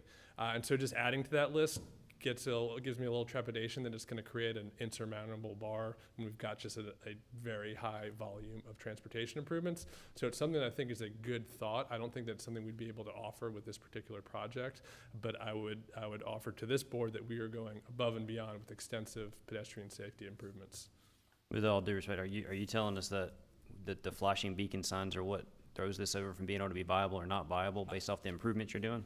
My concern would be the right-of-way issues and just adding that to the list of the right-of-way issues we have already. Not having researched that, I think we've got a pretty lengthy list. And so that's where it's a small drop in the bucket cost-wise, but the right-of-way questions that it brings into play are where I'd have more questions. Right, and I think that's why we were saying if we would make that a condition, something you'd agree to, you'd have the caveat that DOT would have to, sign off on those things and you get the proper approvals. I think what we would be looking for is that commitment, because true, you did do in your development and slowed down, you have signalized intersections on both ends, you're going to slow down traffic. I mean, I don't think you're going to have that issue, but the issue is not in yours, the issue is in the adjacent neighborhood. And personally, I just don't think what they're asking for from a public safety standpoint is really that much. I mean, we can't do speed humps, we can't do those things, so a lot of the times the best things that we can do is signage and those kind of things. So I think what we would be looking for is just a commitment that you would try to do those and commit to those if DOT would allow it. If DOT wouldn't allow it, then there's not much you can do and your hands are tied. And I think, the reason the onus would be on this development is,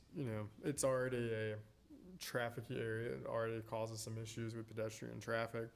And by having this develop, it's just going to make it even worse. It's going to compound that. And so, if not for this development, we wouldn't have those issues in Lakestone Commons.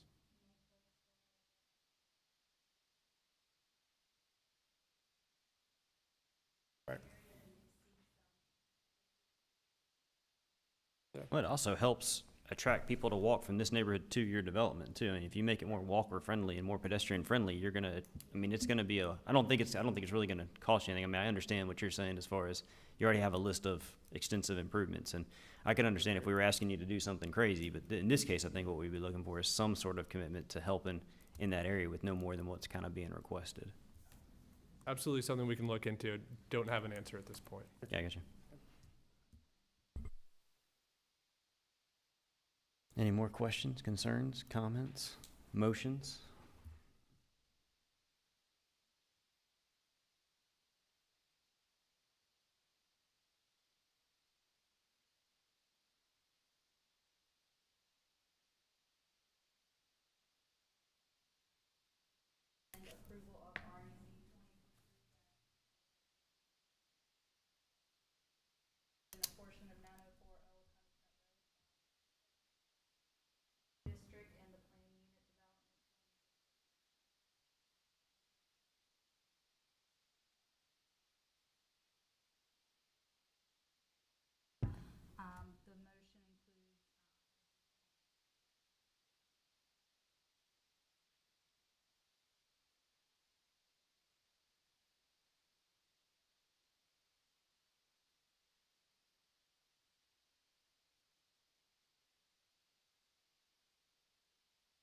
was a heck of a motion. I think the only thing that I got you is just to correct it from 2.3 to 2.13. Yep. So that, other than that, I think you were pretty much right on. All right, we have a Second. motion. Second. Motion There you in go. 2 seconds. All right. Before we vote, anybody, any more comments, questions, concerns? I do think it's a really great plan. Really gonna be good for the town, I think. All right, all in favor? Aye. All opposed? Motion carries. And believe it or not, we are done with public hearings. We will go to item 5A, introduction of new staff. Purpose of this agenda item is to introduce new planning department staff to the planning board. Further information provided by staff. We made her earn this one, so. She's gonna resign tomorrow. No, don't even say that. Or come in late. Yeah. Rachel Mann recently joined the town's planning department as the new current planner one. She was previously with Stewart, a private consulting firm. Prior to that, she was a planner for the city of Sanford and the town of Southern Pines. Her several years of planning experience and passion for community planning have made her an excellent candidate for this position, and the town is excited to have her as part of the team. So we just wanted to introduce her. And Awesome. Welcome to the Congratulations. planning department. Thank you so much. Nice to meet you. Yeah. All right, before we get into item 5B, I'm gonna request recusal from item 5B. So moved. Motion? Second. All in favor? Aye. Michelle, you have the keys. Always quick, get Andy out of here. Michelle, I think your mic is off. The green light's on. There we go. All right, item 5B, preliminary subdivision plat, Hilltop Bluff subdivision. The purpose of this agenda item is to consider a preliminary, it's been a long evening, preliminary subdivision plat submitted by Curry Engineering for the Hilltop Bluff subdivision located at 2400 Herbert Akins Road. Further information will be provided by staff. Thank you. Good evening, Mr. Chair, members of the board. I promise I will not be nearly as long as our first agenda item this evening. Submitted preliminary subdivision Hilltop Bluffs is located at 2400 Herbert Akins Road on 9.34 acres in the residential medium density or RMD zoning district. The preliminary subdivision plat proposes 15 single-family lots. Although no open space is required with the subdivision, the subdivision is proposing 3.3 acres of open space that will include a private sidewalk connection from the end of the cul-de-sac down to the corner of Herbert Akins Road. On the north side of the parcel, Herbert Akins Road is classified as a 110-foot right-of-way, 4-lane median divided roadway with side paths on both sides. And on the west side of the parcel, or more of the, I guess, the southwest, if you're looking at True Grid North, the west side of the parcel, Herbert Akins Road, is classified as a 70-foot right-of-way, a 2-lane road with sidewalks on both sides. It currently is a 2-lane road with sidewalks on the western side. This subdivision qualifies as an infill subdivision per section 9-1608 of the Land Development Ordinance, and as such, shall only be required to dedicate any necessary right-of-way according per the Community Transportation Plan, but is not required to construct any of the frontage improvements. Public water and sewer are available to serve the property.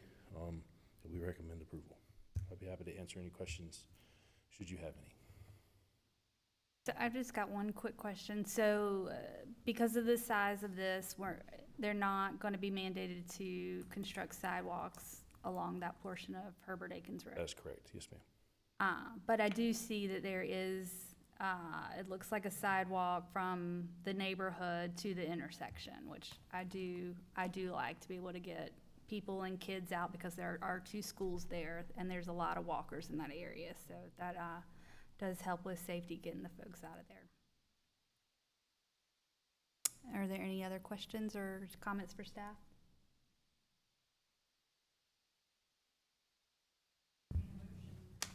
I'll move to recommend the approval of Hilltop Bluff subdivision plat SUBPR 2024-03 as presented and recommended. Second. Go with Nolan, or? Sure. Okay. You can let Brett have it. I'll take that one. Okay. I'll take that one. Seconded enough. Put my name down on today. All right, we've got a motion and a second. All in favor, say aye. Aye. All opposed? Motion carries. Thank you, Michelle. All right, we are almost done. Item 6A, the planning staff report. The purpose of this agenda item is to receive information on the disposition of the planning board's recommendations to the town board of commissioners since the July 15th, 2024 planning board meeting. Any questions for staff? pretty straightforward. I already beat you guys up on the CTP, so we'll go on with something else. Any more questions or anything for staff on that one? No? With that, then Barbara, it's your time to shine. Motion to adjourn. Second. Took that long? All in favor? Aye. Motion carries. We're adjourned.